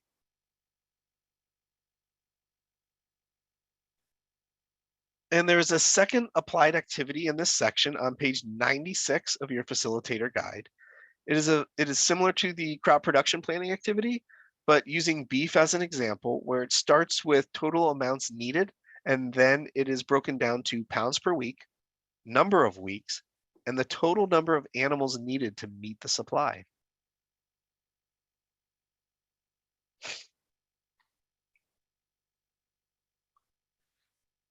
All right, I know this is a lot, but we're going to finish up here with section E, which is on food safety. And food safety and a producer's inability to meet school food safety requirements was identified as a top barrier in the needs assessment that was talked about on Monday. So we want to start this section off with a forthcoming myth busting video, I would say, and written case study to help illustrate the school's components that they must follow state and federal standards. And so there's often confusion around the different types of food safety standards and certifications on the part of producers and buyers. So in this section, we focus on the general differences between produce safety and meat processing safety.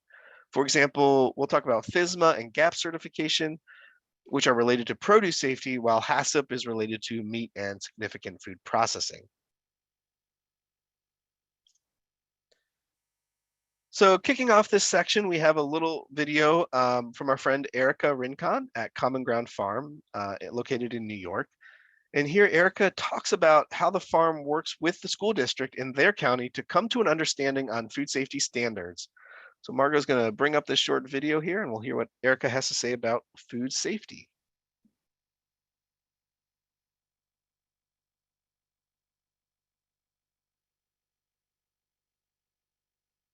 Different states and different school districts have different food safety requirements depending on their own set of guidelines. We were lucky that in our school district, the Beacon City School District, that they don't require GAP certification. In lieu of that, our food service director was able to come and do a site visit where she worked through a checklist of food safety guidelines and made recommendations based on that to ensure that we had good general practices. Some of the things that she asked was that we exclude animals from our field, which we do with our metal deer fence, and also from our pack shed that has a roof over it. She also asked that we use an organic disinfectant in our wash water and that we stop using wet burlap to cover our crops in the walk-in cooler. So we switched to plastic. We do still use wet burlap on some of our other products that aren't going to the schools because we want to limit our plastic use. But in general, the recommendations that she made improved our overall practices anyway, and it was really good relationship building with her to ensure that there was trust between the food service director and the farmers. The Farm to School Legal Toolkit has a lot of great references for farmers who are considering selling to the school district. The things that I found All right, most Margot, we can useful actually from the Farm to School Legal pause this here. Just wanted to show that food safety component. Thank you.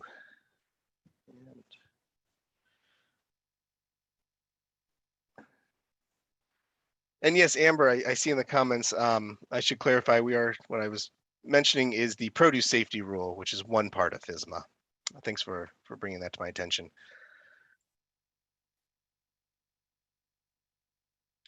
So we'll get back to the slideshow here.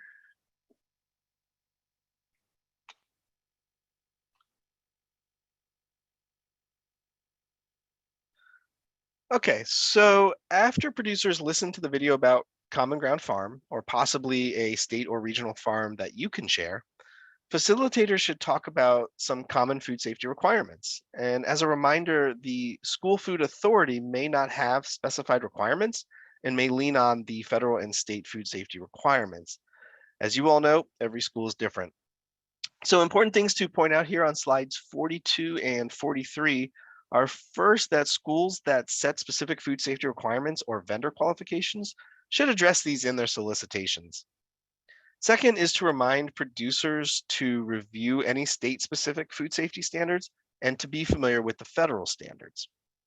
And finally, this might be a good time to encourage farmers to do their homework and in researching any differences in food safety requirements between direct-to-school sales versus selling through a distributor who may require more extensive food safety requirements.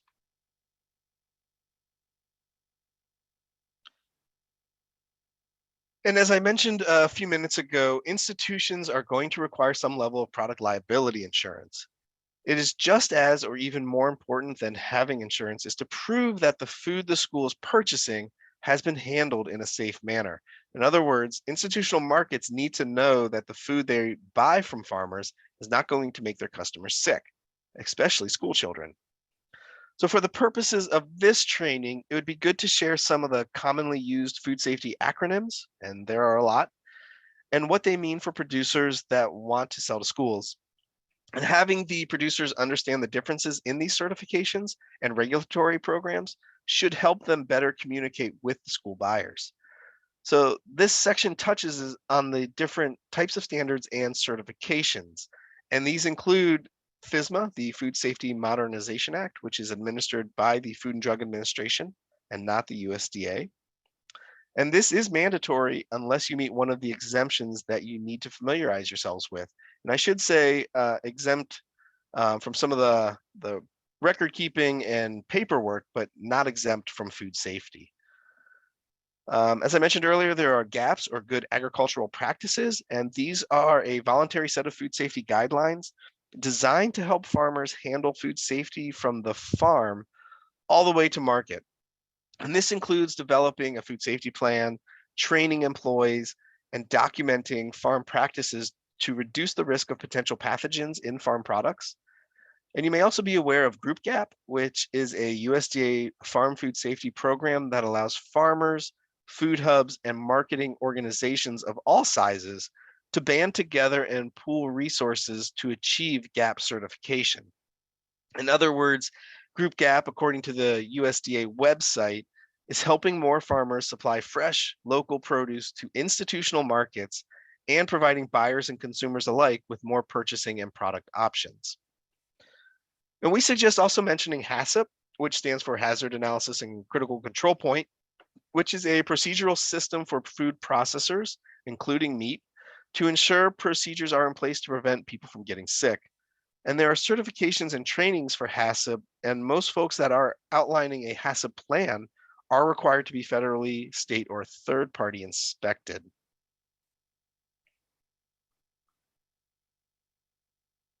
And if you're working primarily with crop producers, slide 46 on food safety for meat, this can be omitted. The same goes for slides 30 through 32 regarding livestock planning. When including this slide, though, it's important to recognize that most meat producers take their product to a state or USDA licensed processor. And I'd like to highlight the ATRA publication titled Working with Your Meat Processor, which is shown on your screen here, which provides communication tools to get the cuts of meat that a school might be interested in.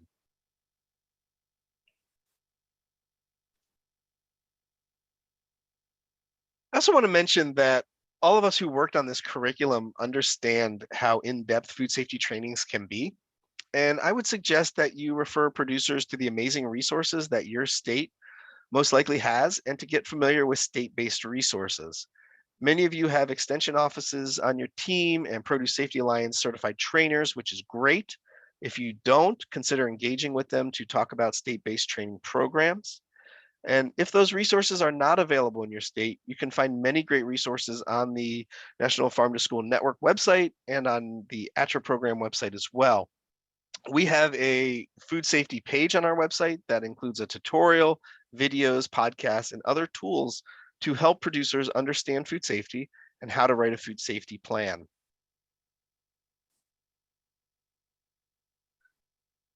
Another great school-based food safety resource in both the producer and facilitator digging deeper sections is the Oklahoma Farm to School food safety page. And if you're not familiar with this, we can put the link in the chat, and it's also on the screen there. But you'll be able to see here that there's lots of resources for producers. And I encourage you all to check out the specific resource titled Tips, Tools, and Guidelines for Food Distribution and Food Safety. Excellent resource.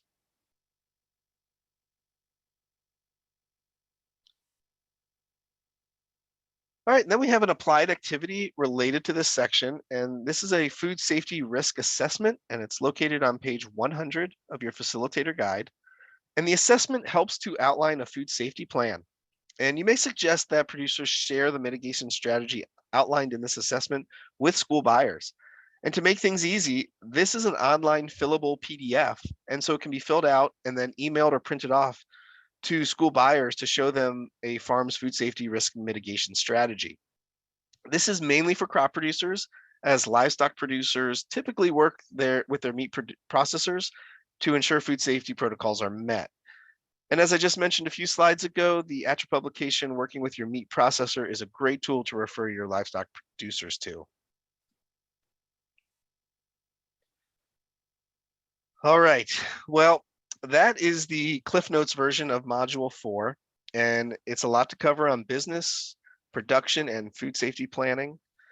As with the other modules, trainers should prompt producers to use the assessment questions on page 100 to help frame their next steps and short-term goals in their action plan. The essential questions we want producers to have a basic understanding of after this module include understanding their break-even price or cost of production for the products they intend to sell to schools, what the weak link on the farm might be that is preventing them from scaling up or being successful for school sales, understanding some of the resources available to help develop a production plan and in working backwards from the school solicitation, and finally, understanding food safety and how to communicate with buyers about their food safety practices. And here's just a glimpse of the case studies that we feature for Module 4. I think we went over 3 of the 4. We didn't talk about bear paw meats, but all of them speak to meeting a price point that works with schools and some of the decision-making processes the farmers went through for scaling up for school sales.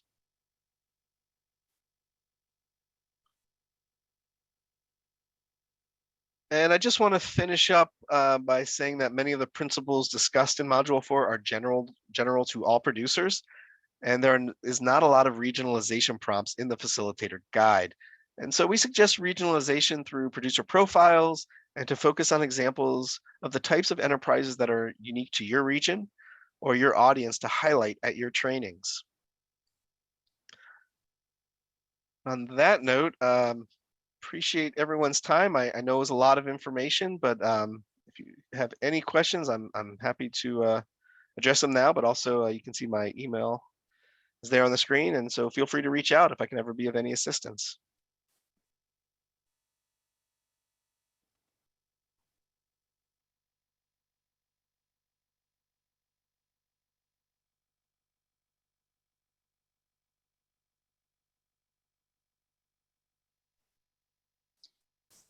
Thank you so much, Andy. And I think we're actually going to jump right into the optional content that really complements Module 4 and might be particularly relevant to some of the states in this region. I think we're going to be hearing from Lee about the Fish to School module overview that is part of the optional content that you'll find in your resources.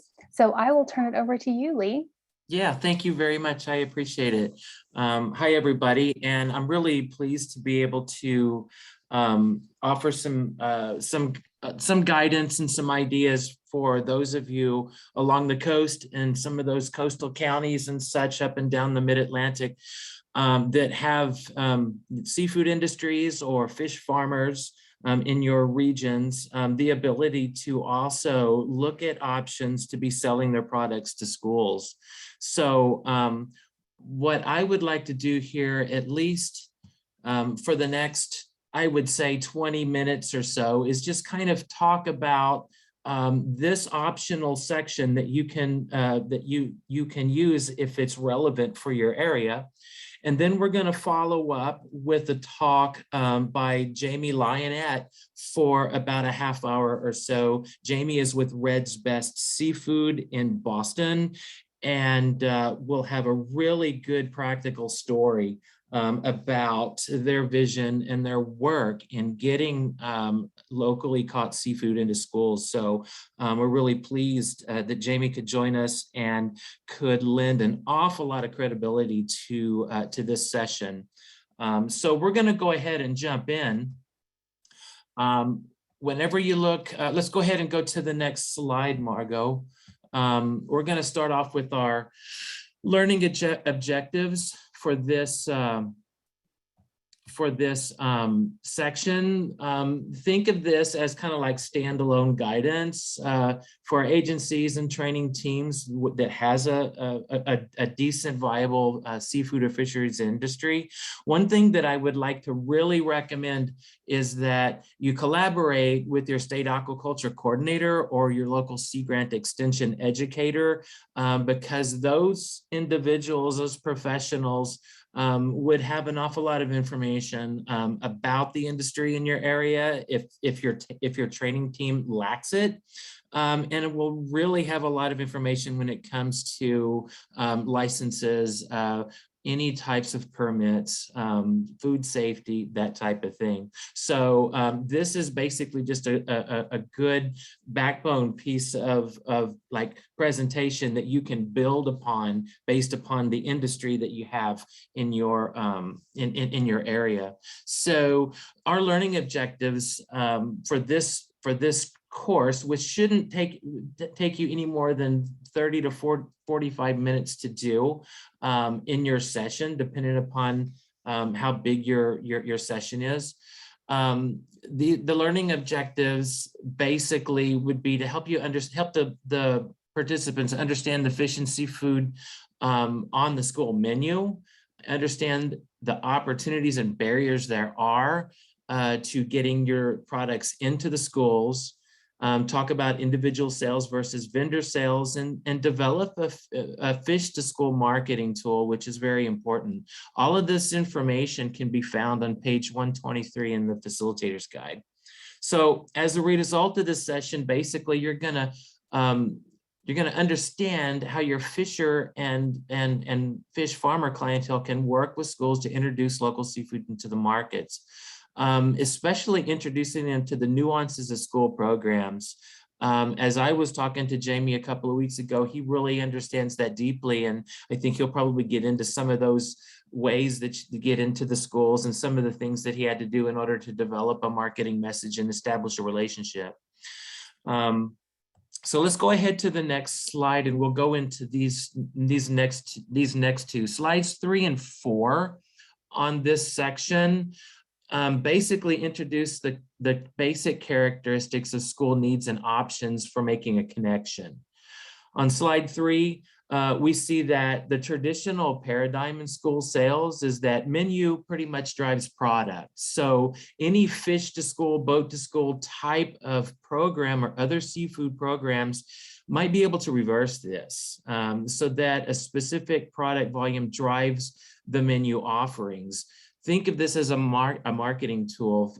Fish coming off of the boats is very diverse compared to the consistency that you can get off of a fish farm or even off of terrestrial farms growing vegetables. Those, you can plan those out, but the landings on the docks can be very diverse.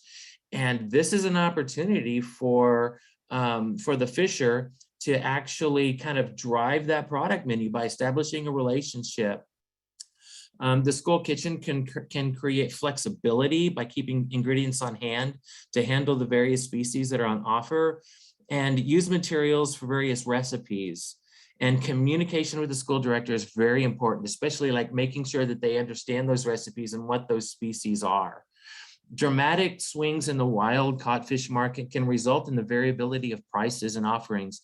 So instead, we look to offer the most abundant fish, whether they be an aquaculture species or an underutilized wild species, plus a low fixed price, which is the median of up and down swings in the market, resulting in flexible dining for the kids, and very importantly, a consistent fair living wage for fishers and for fish farmers. So on slide 4, what we're going to look at here is looking at the seafood menu. The first thing to do for your fisher clientele is to look at what the school is already serving in terms of seafood. Are there opportunities to substitute a locally sourced item? It's important to know before you go any further that seafood popularity in school meals can be highly regionally dependent. Be mindful that there are different levels of acceptance of seafood in different regions, and start a conversation with that local food authority and see what might be, where there might be some substitution options there. For fishers, think menu diversity and use underutilized species. For instance, the Bay to Tray program in California uses underutilized species and unfamiliar species and introduces those to the students who get to experience a new food species, and it widens their vision of what the sea can offer. There's more than just 3 or 4 major species that we can eat. And this is a good way to teach students and also to connect the fishers with the schools. Fishers can place catches of the day on the menu a few times a month, or consider visiting the school classrooms and introduce the students to your livelihood and your product and what it means to be a fisher who actually really cares for the ocean and for the fish and for the working waterfront and for your community. This can be a valuable educational opportunity for students as they hear your story, and it can be a great way for fishers and fish farmers to get out there and to connect with their community. Fishers can should determine the menu slots and how many pounds of fish are needed per service in order to calculate, the harvest or the catch needs. Start with what if you don't have a fish program at all in a school, it's best to look at maybe we can do twice a month, right? And then move from there, and then work it up as you develop that relationship and buy an acceptance. Then maybe you can go to once a week, then maybe twice a week and on up. But you need to be able to just kind of get in there, engage it, and develop that relationship first. That's really important. The inclusion of local seafood or fish in a meal may require pre-planning on the part of the school kitchen. So food services have an exact idea of how they plan to use the product before ordering. So it's a good idea to have a collection of recipes on hand that you can offer that work for many different species of fish. And the school kitchen can have the ingredients on hand to be more flexible. And I think that's really the important thing with kitchens that have the ability to cook, is that they have these recipes and ingredients so they can be flexible with whatever type of species comes in. And that really does kind of smooth it over. Again, that's really done by developing a relationship. Toward this end, consider and offer education about which ingredients are useful to have on hand in the kitchen, and be ready to provide a recipe or two for the fish that is available. And get the school staff engaged, tell the story of local fish, of fishers, of farmers, and allow them to see the process. Remember, just like farm to school, vegetables and eggs and meat and poultry and where your food comes from is important for students and for schools to understand where their food comes from. This resonates with people whenever they know where their seafood comes from as well. And it can be something that they can really look forward to. So let's go to the next slide 5. Okay, so slide 5 is going to basically allow you to familiarize your participants with the considerations and the logistics for fish farming operations that sell to schools. So whether it's an aquaculture operation or an aquaponics operation that combines vegetable production with fish production, you need to determine which one of those would be a best choice for the school if you have either one of those types of operations. Unless they're very well established and have excellent marketing access, aquaponics operations usually make money either on the fish or on the vegetables. And this is because aquaponics has high cost of production. So if the ultimate goal of your client's farming operation is an aquaponics farm to school program, the participants might consider where you can get a better price for the fish and then grow the leafy greens to sell to schools, or vice versa, depending upon which one can give you the best bang for the buck there, because one or the other is going to carry most of the weight for covering costs in those operations. So this could be an opportunity as well for a farmer who is interested in managing a farm to school program or farm garden within the schools. Aquaponics and aquaculture is really ramping up on a lot of areas, and a good source of information for that is the Aquaponics Association, aquaponics.org, which has lots of resources and an annual conference, and really does a lot of work to get aquaponics into schools. So some of the things to consider that your producers will need to consider, and if they're a fish farmer and they're going to be selling into schools, is that they're really going to have to develop a production schedule and plan for deliveries, much like Andy was talking about on successive planting for vegetable production. You're going to have to deliver volume, and you're going to have to deliver that volume frequently. Harvesting a fish can be either partial or it can be single batch.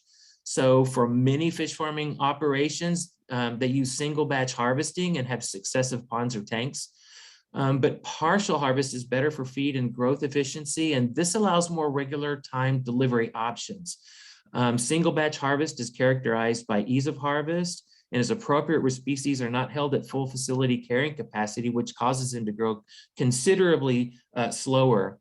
I bring these up because the type of harvest system that you have is going to have to match up to the delivery needs and requirements of the school kitchen. So that your farmers will need to consider the type of system they have, whether it's a pond system, a recirculating system, cages, raceways, the species produced, the stocking density, months to harvest, and the harvest size, and the growing species for the species that are grown. Again, this is something that you can help bring in, local aquaculturists or cooperative extension, sea grant extension agents to come in and have these conversations and help you deliver this information timely to your clientele. One thing to note is that fish farming offers a lot less diversity than wild catch fishing. But it's also potentially a more regular supply of a single type of fish. So those are the two things that you need to think about whenever you're looking at the difference between wild caught or farmed fish. There's an awful lot of resources. And we're going to cover some here in a couple of more slides, some of the resources that we have, but we've included in the Facilitator guide a lot of really good fish farming references so that you can educate yourselves as to some of the things that fish farmers are going through with respect to their production constraints and options and opportunities, so that you can if you're not familiar with that, you can have a little bit of information and brush up on it before the session. Okay, Margot, we'll go to the next slide. All right, so now we're talking about slides 6 through 8.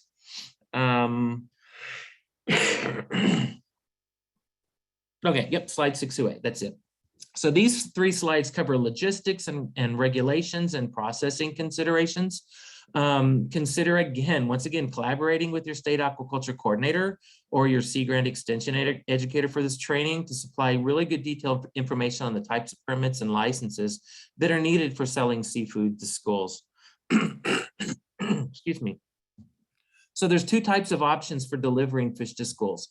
You can deliver fresh frozen, or you can work with a processor or a wholesaler for a frozen product. Processing on farm can be beneficial if you have the scale and the experience with direct marketing aquacultured fish, but that takes an awful lot of infrastructure on the farm. So you'll need to find creative ways to meet the school's price point, basically. The processor, if you have a processor, they can offer portion sizing and freezing and packaging, and selling through a processor, a wholesaler may offer a lower price point, but will provide more consistent delivery, which is really important for the school kitchen. The processor will also usually hold the necessary permits and HACCP plans and comply with state and federal regulations. Fishers can couple sales of underutilized species to schools with more prominent species sold to a fish cooperative, a wholesaler, a processor, or a direct market for high value. Americans tend to eat from a very short list of fish species, as I've said earlier, including tuna and catfish and salmon and shrimp, but there's a lot of other species in the water, species such as redfish and flounder and dogfish and cobia and shad. All of these fishes are just as palatable, they're wonderful, and a fish to school program can have the benefit of introducing consumers to these new foods and taking the pressure off of overfished species. Fishers can find a cooperative or processor that sells to local schools. So Google searches are always a great place to start. There's lots of wonderful cooperatives out there. You can request information. Some of the examples include Real Good Fish, Talking Fish, New Hampshire Community Seafood, Cape and Fresh Catch, or Red's Best. It's good to know that there's really kind of a market for American seafood because of the Buy American provision in Agriculture Improvement Act of 2018. This basically relates to seafood provisions as well. The Richard B. Russell National School Lunch Act requires schools to purchase and to maximum extent practicable domestic food products, including seafood processing in the United States. Farm fish must be harvested within the United States, and wild-caught fish must be harvested within the exclusive economic zone of the U.S. or by a U.S. flag vessel, which pretty much covers all of the boats that land on our shores. So again, this is another way to get local food into the schools. Let's go to slide 7. Okay, slide 7. Slide 7 has to deal with regulations. States have regulations. Go back to the next slide, Margot, because I prompted you too soon. I'm sorry. States have regulations to ensure food safety for seafood sales, and there are many permits and licenses to consider when selling seafood to schools. State departments of Fish and Wildlife, departments of Agriculture, departments of Public Health, and even county and city authorities all may have input into what permits and licenses are necessary. So you may also need to acquire dealer licenses from the State Department of Agriculture, as well as aquaculture permits for water use, permits for water discharge, disease controls, and a processing plant license, including a HACCP plan that is filed with the FDA. For fish farmers, there's a really great ATRA publication called Aquaponics, Multi-Trophic Systems for Sustainable Food Production, that has really good guidance on these requirements. That reference, again, is going to be in the facilitator guide, and you can make that available to your clientele. Okay, now for slide 8, local processors can be hard sometimes because locating them can be a barrier. Just like within the beef industry, sometimes getting your product processed can be a bottleneck. If you can find a local processor that works with this institutions, that would be awesome, because the processor holds the required certifications and licenses. You can determine shipment schedules and delivery schedules with them, but be sure to maintain an open communication to ensure that the product quality, portion size, and the optimal delivery time is consistent with the needs of the school. If you're offering a farm-based processing facility, again, There's all of those state regulations that will need to be complied with, and your local Sea Grant agent will be able to help you to deal with that. So let's go to the next slide.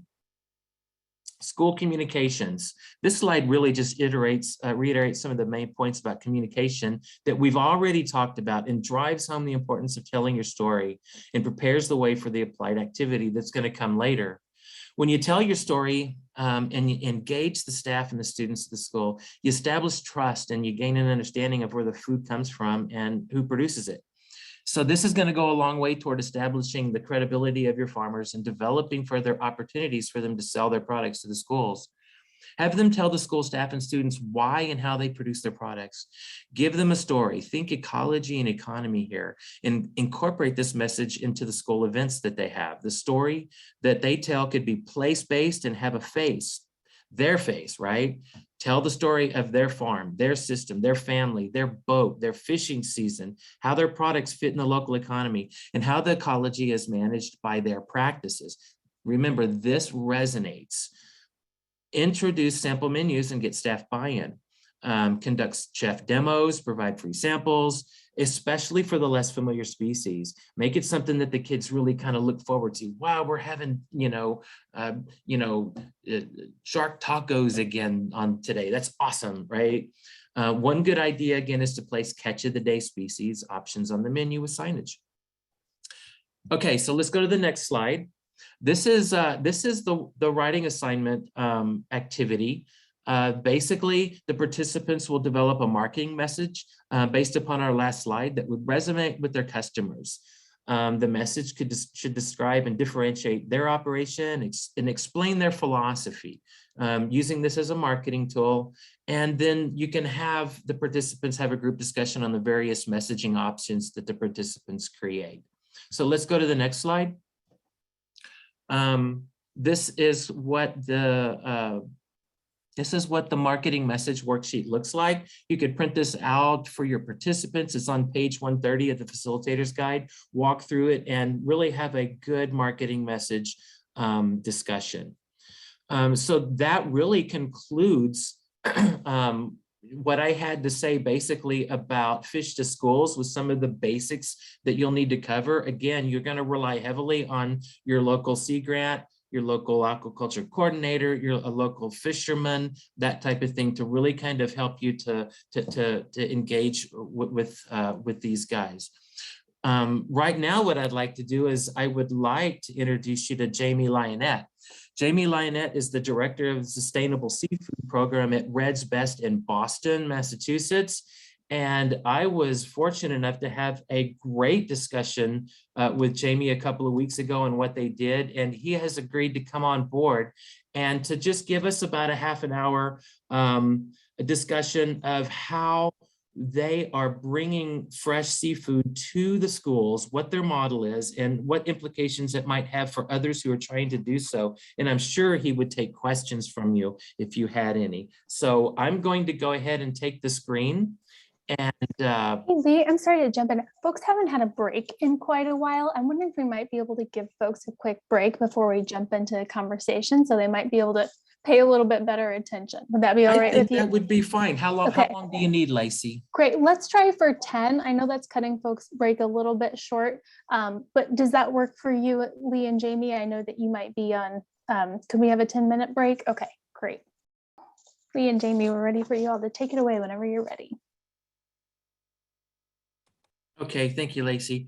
Again, I would like to make an introduction of Jamie Lionette, the Director of Sustainable Seafood Program at Red's Best in Boston. And he's going to give us a basic overview of the operation there and how and why, and the logistics of how they bring fresh caught seafood to local schools and institutions in the Northeast region. So Jamie, thanks for coming on. I'm going to go ahead and share my screen. Great, thank you. Appreciate you having me. So, am I good? You're good. It's all you. So what we do at Red's Best is we unload boats. You know, we're only about 12 years old. We have our own docks in Boston, Chatham, New Bedford, Martha's Vineyard. We go up and down the coast of Massachusetts, Rhode Island, and up into New Hampshire and unloading boats. So what we handle is wild seafood. So and I think Lee did a great job in really covering a lot of the same things that we do on a day-to-day basis in our jobs. We have no idea what the fishermen are going to catch. There's any given day, there's 60, 70 different species that can be landed in southern New England. And the prices will change based on supply and demand. The fluctuations on supply and demand are so greatly different. It's not even the same idea of what happens on land-based protein or any kind of farming. So the haddock price, for example, one day could be $3 a pound at auction, let's say. So the next day, the fishermen will go out thinking that they're going to do great. They're slaying it on haddock and they get 2,000, 3,000 pounds of haddock or whatever it is. And they come into auction that next day and the price plummets because everybody hit haddock. And all of a sudden that fisherman has lost money as of all the other fishermen because the price plummeted so low because the supply was so high and the demand dropped. Whereas pollock, which maybe the day before was at a very low price, the next day that could be very high because less supply came in, more demand. And so fishermen are probably one of the few industries out there where the worker has no idea what the value of their labor is until after where they're done. They have no idea what they're going to make on fish. And from the other side of the equation, from the culinary perspective, specifically institutional dining, folks have folks that will know that they need a certain amount of their food costs. And so they'll put haddock on the menu because they saw on Tuesday haddock was a great price. And then all of a sudden, or a month ago or 2 months ago, they saw haddock was a great price. And then haddock comes around and all of a sudden haddock is $9, $10 a pound, which was the case today, for example. And an institutional dining at any level cannot handle that kind of price point. And so you have this misalignment of supply and demand in which fishermen are losing money, and then the culinary team are now going way out of their food costs. And so what we found, the necessity of that, is what turns out to be the most sustainable model of food, let alone seafood, is allowing the demand not to dictate the supply, but for the supply to dictate the demand. And that means if everybody says we want haddock, haddock, haddock, that's when, first of all, everyone's going to go targeting haddock, and then all of a sudden that species numbers drop, it gets overfished, let's say. Then on top of that, the pricing model gets all out of whack. And meanwhile, you have all these great species, underutilized species, whatever the term you want to use is, that are no one wants, that's just sitting there, and everyone has haddock on the menu and it doesn't exist. That's a demand-driven supply chain, and that's a problem. Whereas if you let the supply dictate the demand, if you have that flexibility of what you are going to put on your table or in your dining hall, then all of a sudden everything starts to align. Now, at first, when we started opening up, what most folks have done in the last several decades is the demand-driven model of food supply. We started at the institutional level actually with the hospital sector and the healthcare sector, especially in Boston. There's some of the really big hospitals that all compete, and they wanted to come up with better ways of attracting customers, which is odd for the concept of a hospital to attract customers, but it's how it works. And so what they saw was that they were going to try and outdo each other with culinary. And what is better than seafood from a health perspective, especially being right in Boston? So we started with them and we basically came to this conclusion, like, well, let's just remove the species from the equation and just serve fresh local fish. And some of the bigger hospitals, the leaders and the culinary teams there, it took off. From there, we then approached a couple of large universities like Harvard University, University of Connecticut, University of Albany, and we found ways through broadliners to get these species in under the same concept of catch of the day or fish of the day. And this ended up being a huge success. And then we realized there's no reason that can't then go into the K-12, specifically the public school sector. Of course, there's nothing wrong with private school. Kids who go to private schools deserve good fish too. And so we found that this was a solution that worked for the fishermen, worked for the culinary team, and was a model of sustainability. So then we approached the first public school we worked through, which is kind of a peri-urban town just outside of, connected to Boston. And it was a real leader there who ran the dining hall, the culinary team was this woman, Jackie, a real great leader. And she said, let's do it here. If it works at Harvard University, why can't it work for my kids? And of course, she's right. It should work at any institutional level. So when she began, we started selling her about, 60, 70 pounds, just the high school only. And same thing, she had no idea, her culinary team had no idea what species was coming in. But we weren't going to throw like, crab claws or monk cheeks. It was all going to be filleted fish from about 12 to 15 species, depending on the time of year and the catch. And she had some decent success with it, but she said, I'm still not getting a high participation rate. So we came up with the idea, we brought a fisherman in, we brought a bunch of buckets of ice, we put down, monkfish and Boston mackerel, of course, the pollock haddock cakes, fish maybe folks are more familiar with, and then razor clams, live scallops, opening and closing, even species that maybe they would never sell in a school dining hall. And we basically said, let's let the kids just play with their food. And we just laid it out, had a couple of the fishermen, a couple of us from Red's Best just hanging out in the dining hall. And every lunch that came through, they sold out. We had to run down back to the fish pier, grab more fish for the final 2 lunches because everybody got into it. The students, they were chatting up. The fishermen, kids were holding. If you want to see a great moment in life, look at a 14-year-old kid holding a gnarly, teeth shooting out of its mouth, grotesque monkfish just oozing out of its mouth. It's an amazing sight. Kids love it. They don't know how to handle it. Adults do the same thing, and kind of breaks down that barrier of food. To really get that community-based food supply there, to make it authentic and legitimate, and to have the student body as well as the culinary team know who caught their fish and how quickly it gets from the boat to the fisherman.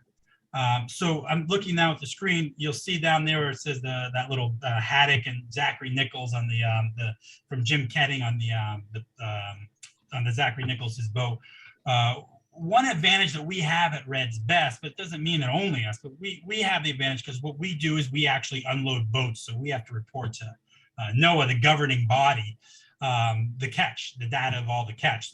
We know how much fish we're catching and how much biomass is being brought in and what kind of boats and gear types are using it. We realize that this information is actually what everybody was looking for. Everyone wants to know the farmer.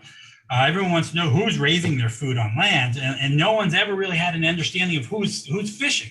There's been such a disconnect with food in general, but over the last 15, 20 years, we've seen that better connection with the land-based protein and vegetable farmers and even grain farmers into dining halls. But there's always been that disconnect of the seafood. So we are able to take the data that we do to reporting. Now mind you, I guess I didn't mention at the beginning, we don't unload the large, huge trawlers. I mean, we're not opposed to them per se.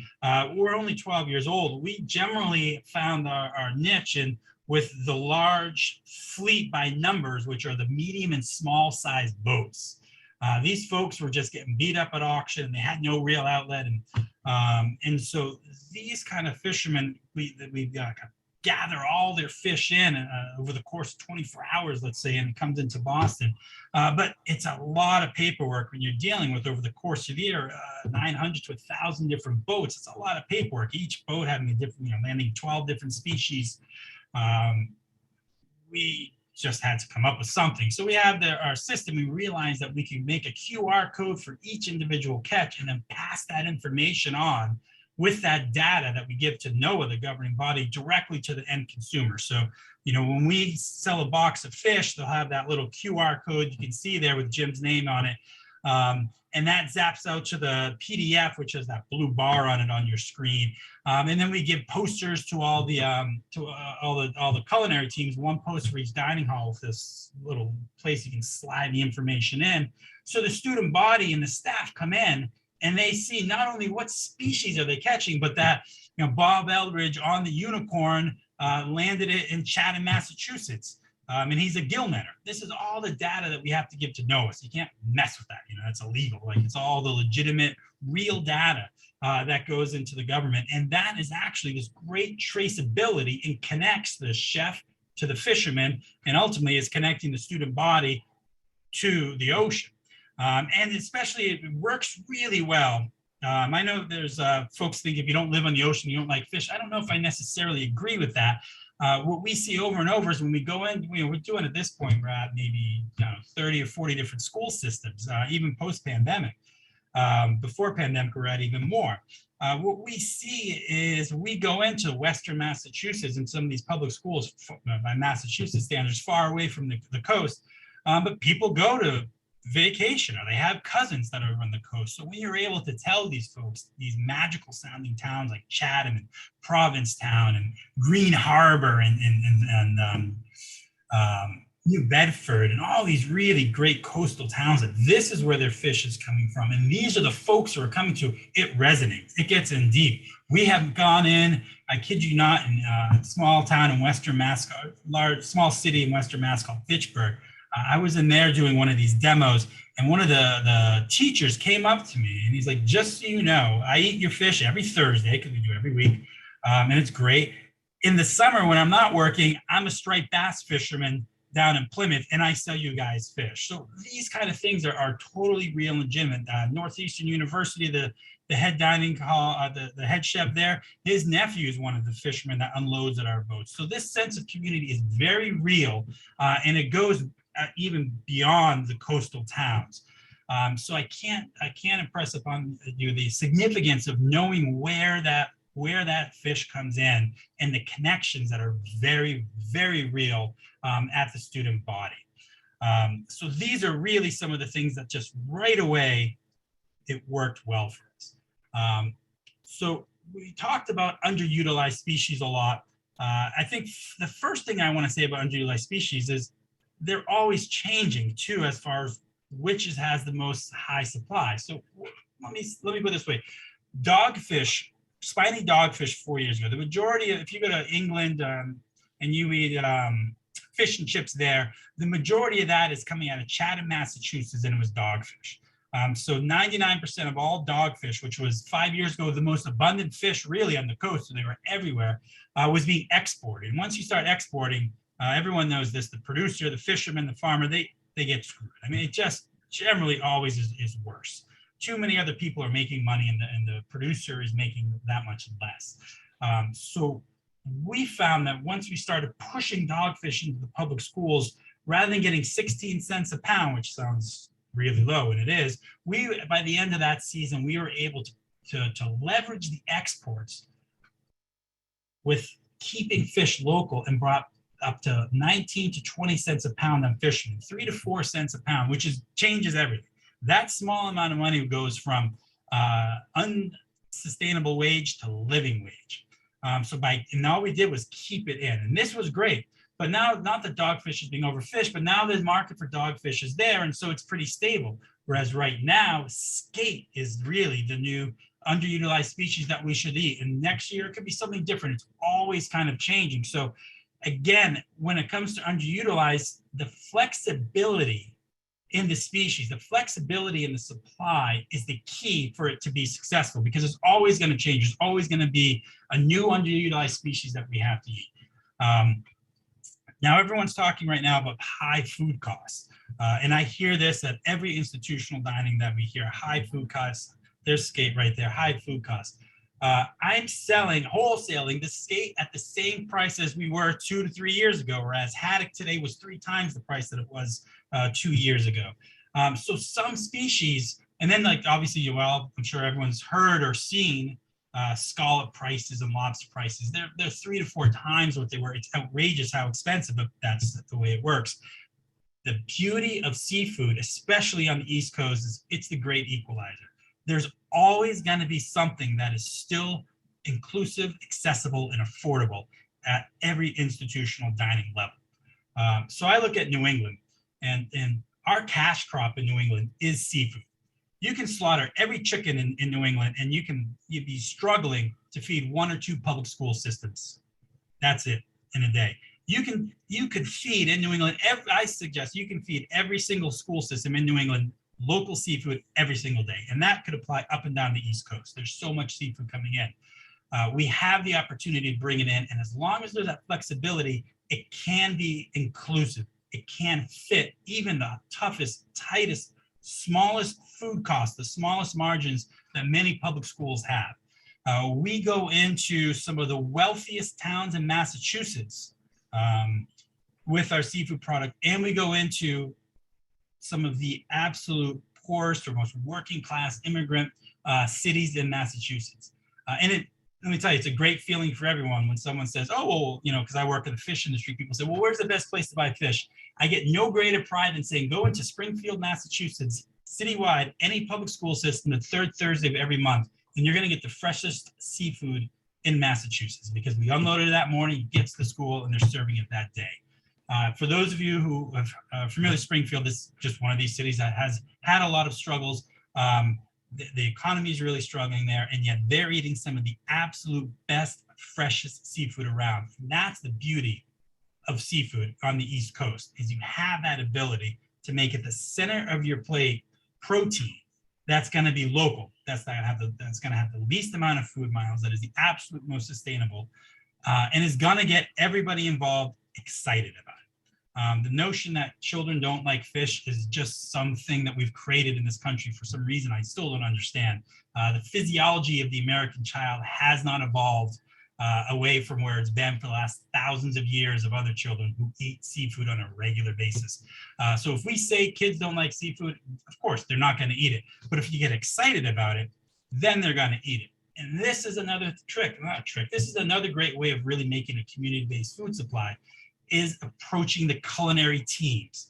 I won't lie, I have hit resistance with folks who, you know, in the dining hall say, you know what, I don't want to do the extra work. We are underpaid, we are understaffed, and right now we just get commodity fish sticks, throw them on a plate, throw them on a cookie sheet, put them in. I'm not going to do any more. And there is that resistance. So we have to understand that people in the culinary teams are underpaid and they're understaffed, especially right now. But that doesn't mean that they don't love their trade and take pride in their work.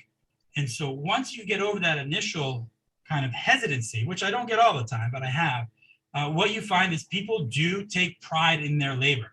And when you bring in fresh seafood into a dining hall, even with a curmudgeonly old staff member that doesn't want to change their ways, all of a sudden, everything changes. That attitude is gone. There's excitement. Where's it from? Who caught it? What species is it? Oh, wait a minute, my grandmother made that, or whatever stories start going. And all of a sudden, there's a little more love in that food, and that absolutely translates when that fish is brought out onto the plate in the dining hall. What was once 2 weeks prior when they were doing a fish stick, a commodity fish stick, yep, you just throw it in the oven, you throw it on a plate, and that's it. Here's your little packet, half a penny packet of tartar sauce. You bring in real fish coming in, all of a sudden, things change. Sure, maybe someone's opening that number 10 can commodity salsa, but they figured out how to bring in some fresh cilantro and make a really good salsa and make fish tacos with it. Their extra effort gets there because folks are excited to be dealing with real seafood, with real food inside of a large institutional dining center, which a lot of folks were not used to. And so that absolutely can be felt by the student body, because they have said that to me. We're hanging out talking, like, you know what? We can tell there's excitement. There's that people actually care about us. When we were doing Providence, Rhode Island, we had a dog fisherman in there hanging out. They were doing dogfish tacos. And that the number of students who came in and said, we just didn't think anyone really cared what we ate. This absolutely changes. And the culinary team could feel the excitement from the student body. The student body could see that there's clearly excitement and pride from the culinary team. And the bottom line is the participation rates up. At the free and reduced schools, up. At schools where everybody has to pay, up. It always seems to go up. So we realized after a while we had to stop asking fishermen to give up a day's work to come in to hang out with public schools and help promote local seafood. I think everyone, if you haven't, at this point, we should all realize, you know, like farmers, fishermen with 60, 70, 80 hours a week isn't enough. Like then they got to take their own time and come in and do some, you know, farm to table dinner at a high-end restaurant. It's too much to ask. So what we did was probably within 3 or 4 years ago, we did a USDA grant to promote the seafood into the public schools. And we paid, with this grant we wrote, we were able to pay the fishermen a day's wages to come in, and travel expenses, to come in and hang out with the student body and the culinary team.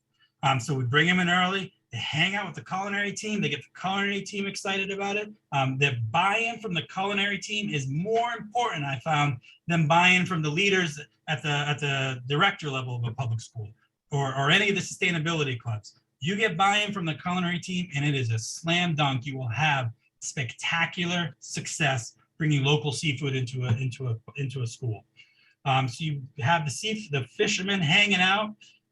Then maybe you get a couple biology classes or science teachers will come in if it's a high school. And then if you have the ability to set up a display for students to handle it, just make sure you have plenty of gloves and baskets, garbage baskets. Folks, everything changes once there is that connection to the food, connection to the fishermen, connection to the ocean. And so now what's happened is we started with a few schools, and now we're doing a couple hundred institutions, K through 12, universities, rehab centers, elder services, healthcare sector. And what's great is, again, when we started at Red's Best, our idea was, what can we do to support the local fishing fleet? And we realized what is best for the fleet is also best for sustainability and best for institutional dining. Because now folks like Andy Mannix there, fishermen can go out and do what they do best, be the proper stewards of the sea, and without worrying about market demand and market forces, they can fish what is abundant and out there, knowing full well that they're going to come in and get a living wage or better. Because we can guarantee now that pollock or haddock or all these species that we put into the Fish of the Day program, that all of these species, we can guarantee the fishermen that if the price drops certain low, we can stop that. We can pay you a living wage because of the amount of orders that we know that we have on the other side. And then we can guarantee those wages because on the other side of the equation, we can lock in prices to the institutions. So the culinary teams, the dining services, they now can forecast their food costs on wild seafood, which otherwise is utterly impossible. Anyone who tells you they can lock the price in on fresh cod is lying. It's not real. You can lock the price in on refresh cod and imported cod and frozen cod, but you cannot lock the price in on wild fish. You can lock in the price in a wild fish seafood program of local fish because of this model. So that's what we realized happened. So now what's happening is more boats are coming in, so we get more fish, and that allows us to sell to more institutions. And then, of course, we still sell to all the high-end places. We move scallops, we move lobsters, we move all the kind of seasonal fish that have the high price points. And certainly fishermen are getting paid that great wages as well. But the majority of seafood is actually a really good price point. The majority of seafood that's landed in this country and on the East Coast can be sold as a fillet at the right price point into institutional dining. It's even into the public school sector, which, as we all know, and I've already said, has one of the lowest budgets for culinary food. For whatever reason, as a society in this country, we've decided that we're not even going to invest cheaper than a Taco Bell meal is what we're going to have kids eating at school. My kids in third grade in the public school system, and I know what they're eating. We all see it. We won't put any money into it. So the amount of money that a school can spend is so strict, so tight, so small. But the beauty of it, again, is that seafood is the equalizer when it's wild and it comes off the East Coast and it doesn't travel far. So this is a really great way, again, to get your center of the plate there and have that whole story and that whole connection. So then we talk about, again, we'll come back to the underutilized. Now, this is really critical. So at first, when we started with these schools, it was pollock, hake, haddock. Occasionally, there's a few times a year where quotas are about to hit, they don't roll over, that everyone catches cod and cod actually plummets in price. That can do it. But by and large, it was 3 species. And after a couple of years, some of the first schools we worked with said these amazing things that I never thought I would hear someone in this country as a teenager say, which was, hake again? Really? Can we get something different? So this is great. We've indoctrinated them now, the young people, to think that they have the right to know who caught their fish and where. And then they realized there's a lot more. So then we started putting in monkfish. We started putting in skate. We started putting in cusk. We started putting in flounders. We started bringing in more of these unutilized species. We started putting in some of the dogfish. And so we started with some of the schools we knew had a great relationship with that were going to work. We knew had a culinary team that would be excited about that. And all of a sudden, now 7, 8 years later, we've had entire high schools that have gone through their whole time knowing their fishermen, knowing where they caught it, and now saying, skate, absolutely. Monkfish, bring it on. They know about all the great species that are landed. Things like skate and monk, people would say, oh, these are exotic. They're not exotic if they're caught, a mile from your home. These are tilapia from the other side of the planet. That's exotic. That farm raised stuff, that's exotic. Shrimp. Well, I mean, if you live in a shrimp area, up in New England, shrimp is exotic. We don't have it. We have these species that people around here think are exotic because we never eat them around here because they get exported. Boston mackerel is a great example. Every working person in New England ate Boston mackerel as their main protein source, more than any other protein source 100, 150 years ago. Now people have no idea what Boston mackerel is, but we can then, on those days, we have it, bring it into the schools, and now students know what Boston mackerel is, but their parents may not. So we have been able to really bring these underutilized species in and make them normal, make it that this is what people should be expected when they're at school to get, that there's this wide variety of amazing species. There's seasonality. Sometimes it happens that you get pollock 5 weeks in a row, then you might not see it again for 5 months. And once they hit college, if they go to college, and hopefully they're going to one of the institutions we work with, they're familiar with it and they get excited. So it really just expands. So we have this understanding, this excitement from the schools. We have one school that they, and if you have the ability, if the culinary team has the ability to have interaction with the student body, some of the, especially in a smaller school system, I know she has a big question mark when they walk in every morning into school, what is the fish today? And students guess all day long between classes. They put little notes in because they have no idea what it's going to be. Because the dining hall, the culinary team doesn't know what it is either. So there's that excitement there of, well, the chefs are this Iron Chef Kitchen Stadium. They don't know what they're going to get. So the ability to kind of bring these little things in, get the student body talking about what they're going to eat before the food even hits the plate is a huge success. So I wonder if we can kind of deal with a couple of questions here, Jamie. Absolutely. Because I mean, gosh, what an amazing opportunity. I mean, both for the fisher folk on the coast and the kids in school. And I just love the model of how you've kind of brought this together. I want to open it up to if anybody has any questions that they can put on the chat. I know Karen Fetter has already asked, how do you deal with the shellfish allergies that might come up in the schools? Is that anything that you have had to deal with? Shellfish allergies? Yeah. We generally don't bring in shellfish. The one exception are mussels, and those would be I've only seen them at a K-12. I think there's only been a handful of K-12s that have done it. Most of them that I'm thinking of are smaller school systems that just don't have anyone with that allergy. But I'm never going to tell anybody an allergy. I'm not going to tell them they're wrong, but you have shellfish or you have finfish. Almost nobody on the planet has both. So a lot of people say, oh, I'm allergic to haddock, but I'm not to hake. Like, that's just not real. Generally, you're going to be allergic to all or none.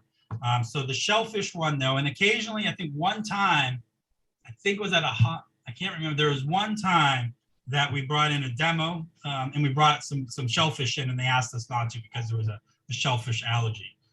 My experience, and again, I'm not from the education side, my experience is that in this day and age, we're so kind of allergen sensitive and allergen aware that schools know if any of their students have an allergy to it, and they won't order that. In our program, we don't put shellfish in. Like, you can't order catch of the day and think you're going to get a haddock fillet and get razor clams. Like, that won't happen.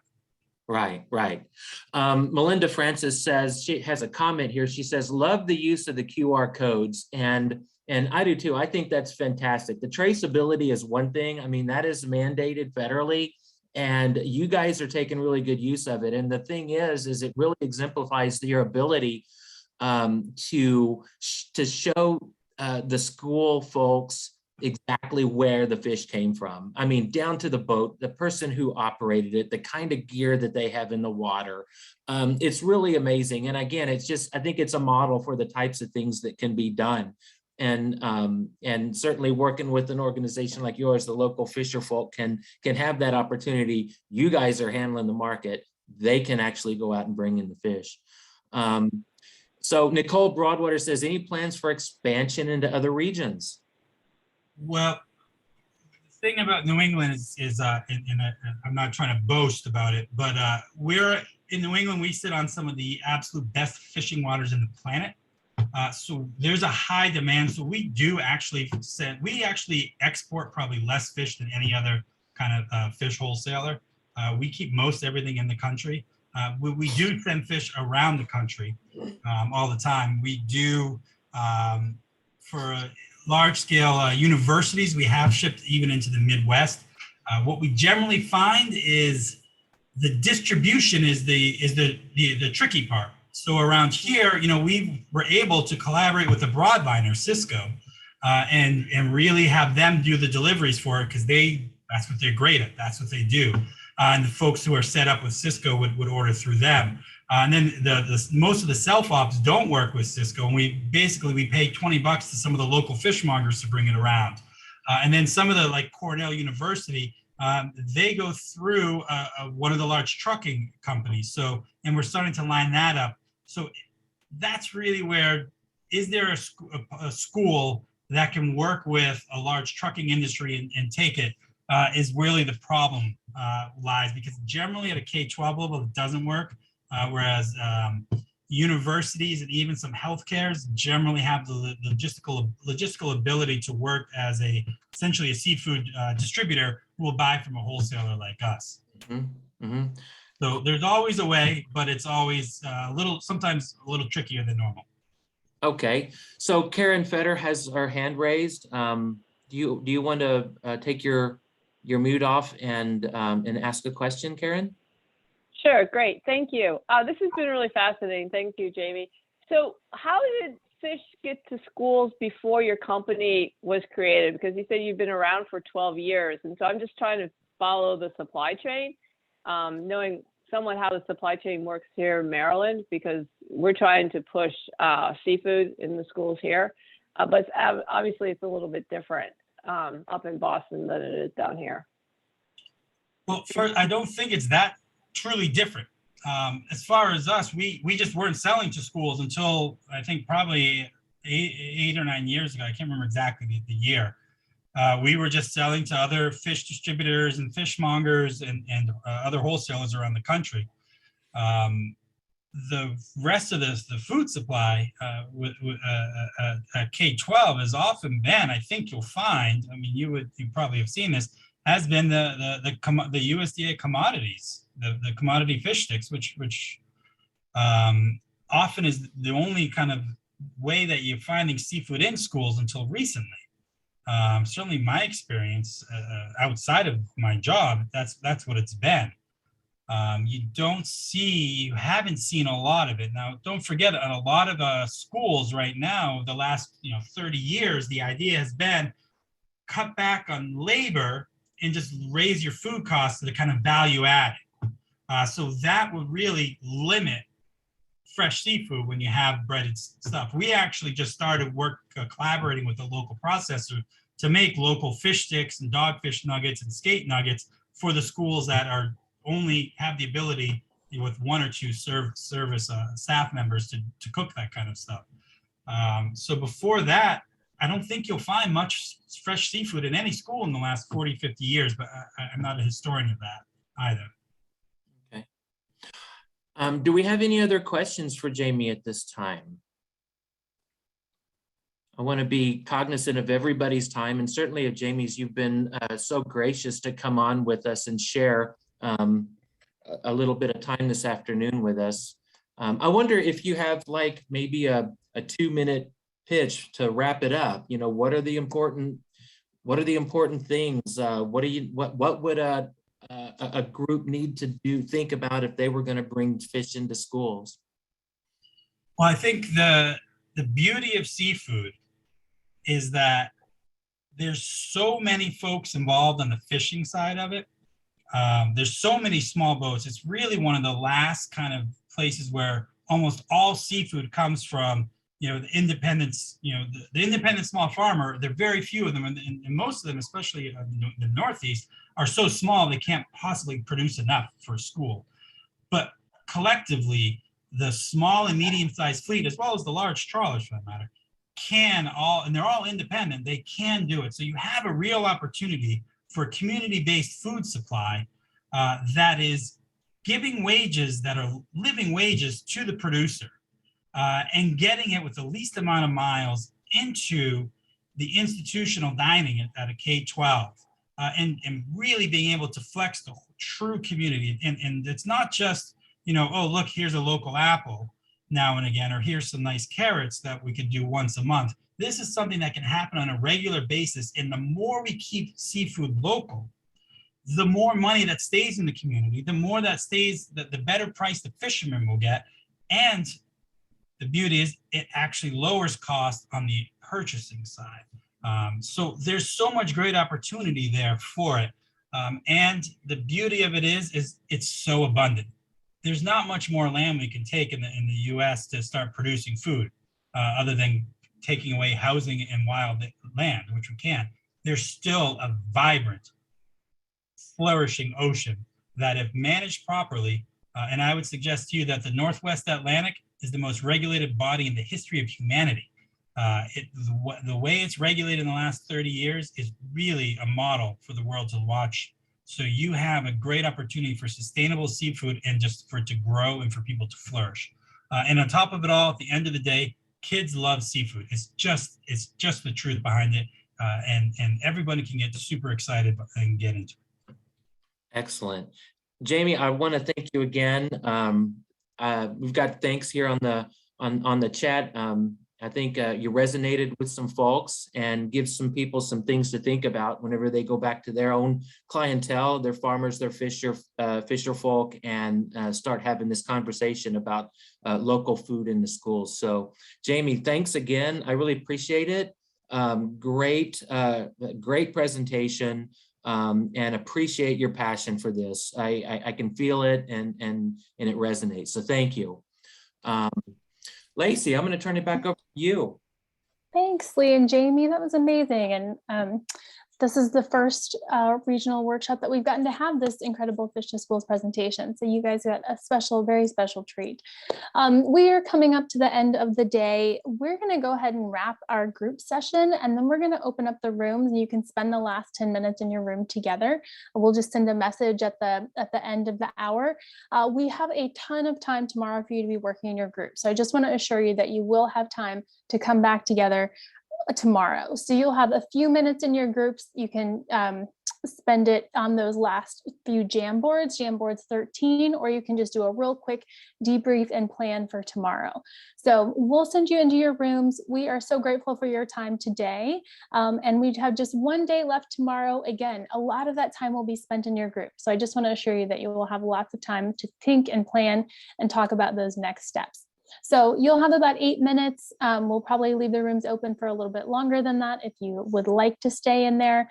But Carlos, if you could go ahead and jet folks into their rooms, we'll send you a message at the half hour, and feel free to use that time the best way that works for your group. And we'll be back tomorrow. Thanks again so much for all of our guest speakers, Andy and Margot and Lee and Jamie, and thank all of you for taking the time with us.